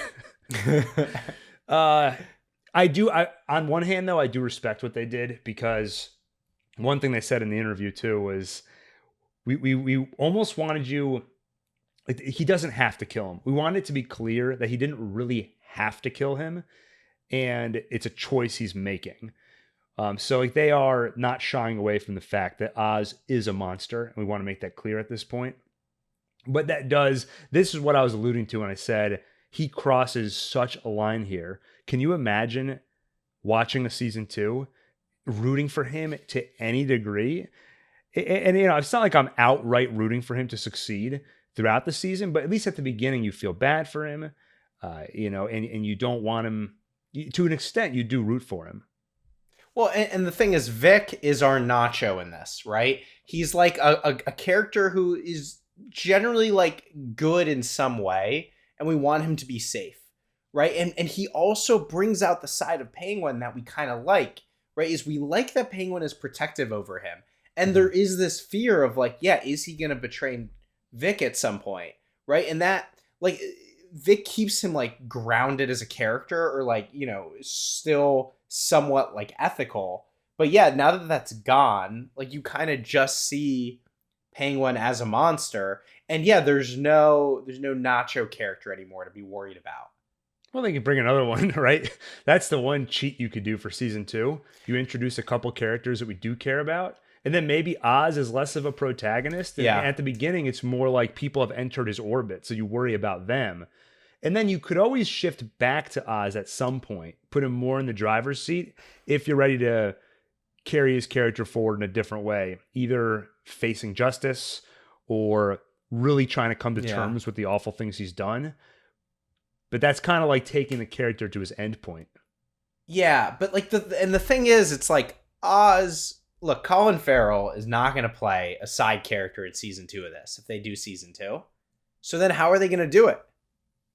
Yeah, I mean, here's the thing: if you want to set him up as a villain for the Batman Part 2, I mean, great job. That's kind of an interesting way of doing this. You take a character, make him a protagonist, have them go into darkness to a point where you're like, I can't follow them anymore. And now they slide back into an antagonist role. So I think great job on that. I mean, 50-50. Like on one side, great job setting up Penguin as a monster. I'm going to be afraid for Batman going up against him. A little shakier when you've made, allegiances just shift whichever way the wind is blowing. An entire mob family could disappear overnight. So on one hand, you've made the mob structure in Gotham just feel very weak, but you've made Penguin seem very strong. So in terms of villain setup for the next movie, bravo, Is he the villain in the next movie? I don't know that they've said anything really much about the next movie. So I don't know if he's going to be the villain, a villain, sort of a side character like he was in the first one. I'm not sure. But I guess just vaguely for the future of the Batman franchise. Yeah. Yeah. Well, speaking of the future of the Batman franchise, we've still got a little bit to go here. At Arkham, Sophia gets a letter from her half-sister, someone named Selina Kyle. For a second, I was like, oh, they're going to introduce Catwoman. And then I remembered that she was a main character in the first movie. So I just forgot that her father was Carmine Falcone. Making her, which I remembered, I just didn't make the connection. Oh yeah, that means that she's Sophia's half-sister. At his new penthouse, Oz keeps his mother by a window. She can't say she's proud of him, but she does shed a tear. Downstairs, he has Eve dress up like his mother and tell him that she's proud. I don't know if you got this, Daniel, but Oz really wants to hear that his mother's proud of him. So. Oh. Even I didn't mention it before, but in terms of just being really on the nose, no offense to Penguin, when he's in the hospital over his mom, who's now, in a vegetative state, he's like, "Tell me you love me, Mom. Tell me you're proud of me." And I'm like, I get it. And then here, literally, he pays Eve to dress up like his mother. "Tell me you're proud of me. Tell me you love me. Tell me I'm the best son." But it is, I will say though, I know we just keep doing this back and forth of this is dumb, but here's what was great. It is a pretty striking way to end the season. His mom got what she wanted. She has the penthouse, but she's not really conscious to enjoy it. And you see that single tear. What does that mean? So is she aware to some extent sometimes, and she's essentially just a prisoner in her own body? Or was it just a muscle spasm, a tear duct spasm? And it just seems like Oz has just completely fallen into delusion. He's not trying to make any friends. He's just now going to play pretend. Eve, just pretend to be my mom. Tell me you're proud. And that's what he's settled for. I can't have what I want, but I'm going to settle for some crazy delusional version of it and just be a monster. No, I was going to say that is some good poetic ending with the mom getting everything she wanted, but she's a vegetable. And in a world of monsters, Daniel, you must also have heroes. And outside, the night sky is illuminated by the symbol of a bat. Yeah, what is that? Yeah. What does that mean? Yeah, that was fun. Just a fun little okay, time to get back to brass tacks, get back to the hero. What did you think of the choice not to have Batman appear or really be mentioned at all? I think they might have mentioned him in the news report in episode 1 at the beginning. But once we're into the show, no Batman. Major plot hole. I mean, he should be running around in those tunnels. we already talked about this 20 minutes ago. Yeah, I know. I keep forgetting. I don't, we have to comment on this again. We already talked about it. Oh, wait. We talked about the idea of Batman not being in the show. That's right. Yeah. That's why we don't normally do the podcast this way. All right. So then I guess in that case, we're ready to wrap it up. Any final word on the Penguin, Daniel? Yeah. I mean, the one thing that keeps bothering me is what do you think of the choice to not have Batman mentioned in the show? Thank you. All right, so we're going to pause here. We'll pick it up tomorrow. We'll do another 20, 30 minutes, and then we'll get this episode out. This could be the longest podcast ever. Yeah. Well, here, the final word on what did we think of the show overall? Because we came into this, and even this we talked about already. Okay, you know what? I liked the show. It had some flaws. I think it's my impression is I disliked it more than the average person. But when I've mentioned any of my, call them nitpicks if you want, people have generally agreed with them. Is what I've found. So I do feel like the show can sometimes hypnotize you in a good way. Colin Farrell gives such a captivating performance that you can get lost in it and you don't notice the details. And that's great. But I'll just say that happened for me probably in the first couple of episodes. But as it went on, I was no longer being hypnotized by it. I was starting to feel like, why isn't this landing for me? And that's when I started to dig, and I think I found why it wasn't quite hitting me the way I was hoping it would. Yeah. So there you go. I liked the show. I give it 7 thumbs up. All right. With that, thank you for watching. And see you on the next One Take. One Take.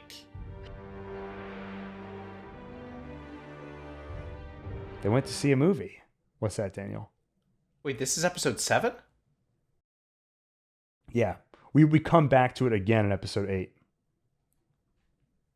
Okay. You got a problem I'm with just that? making sure I saw all the episodes. Let me hear how this ends. Wait, did you finish the show? You saw the finale.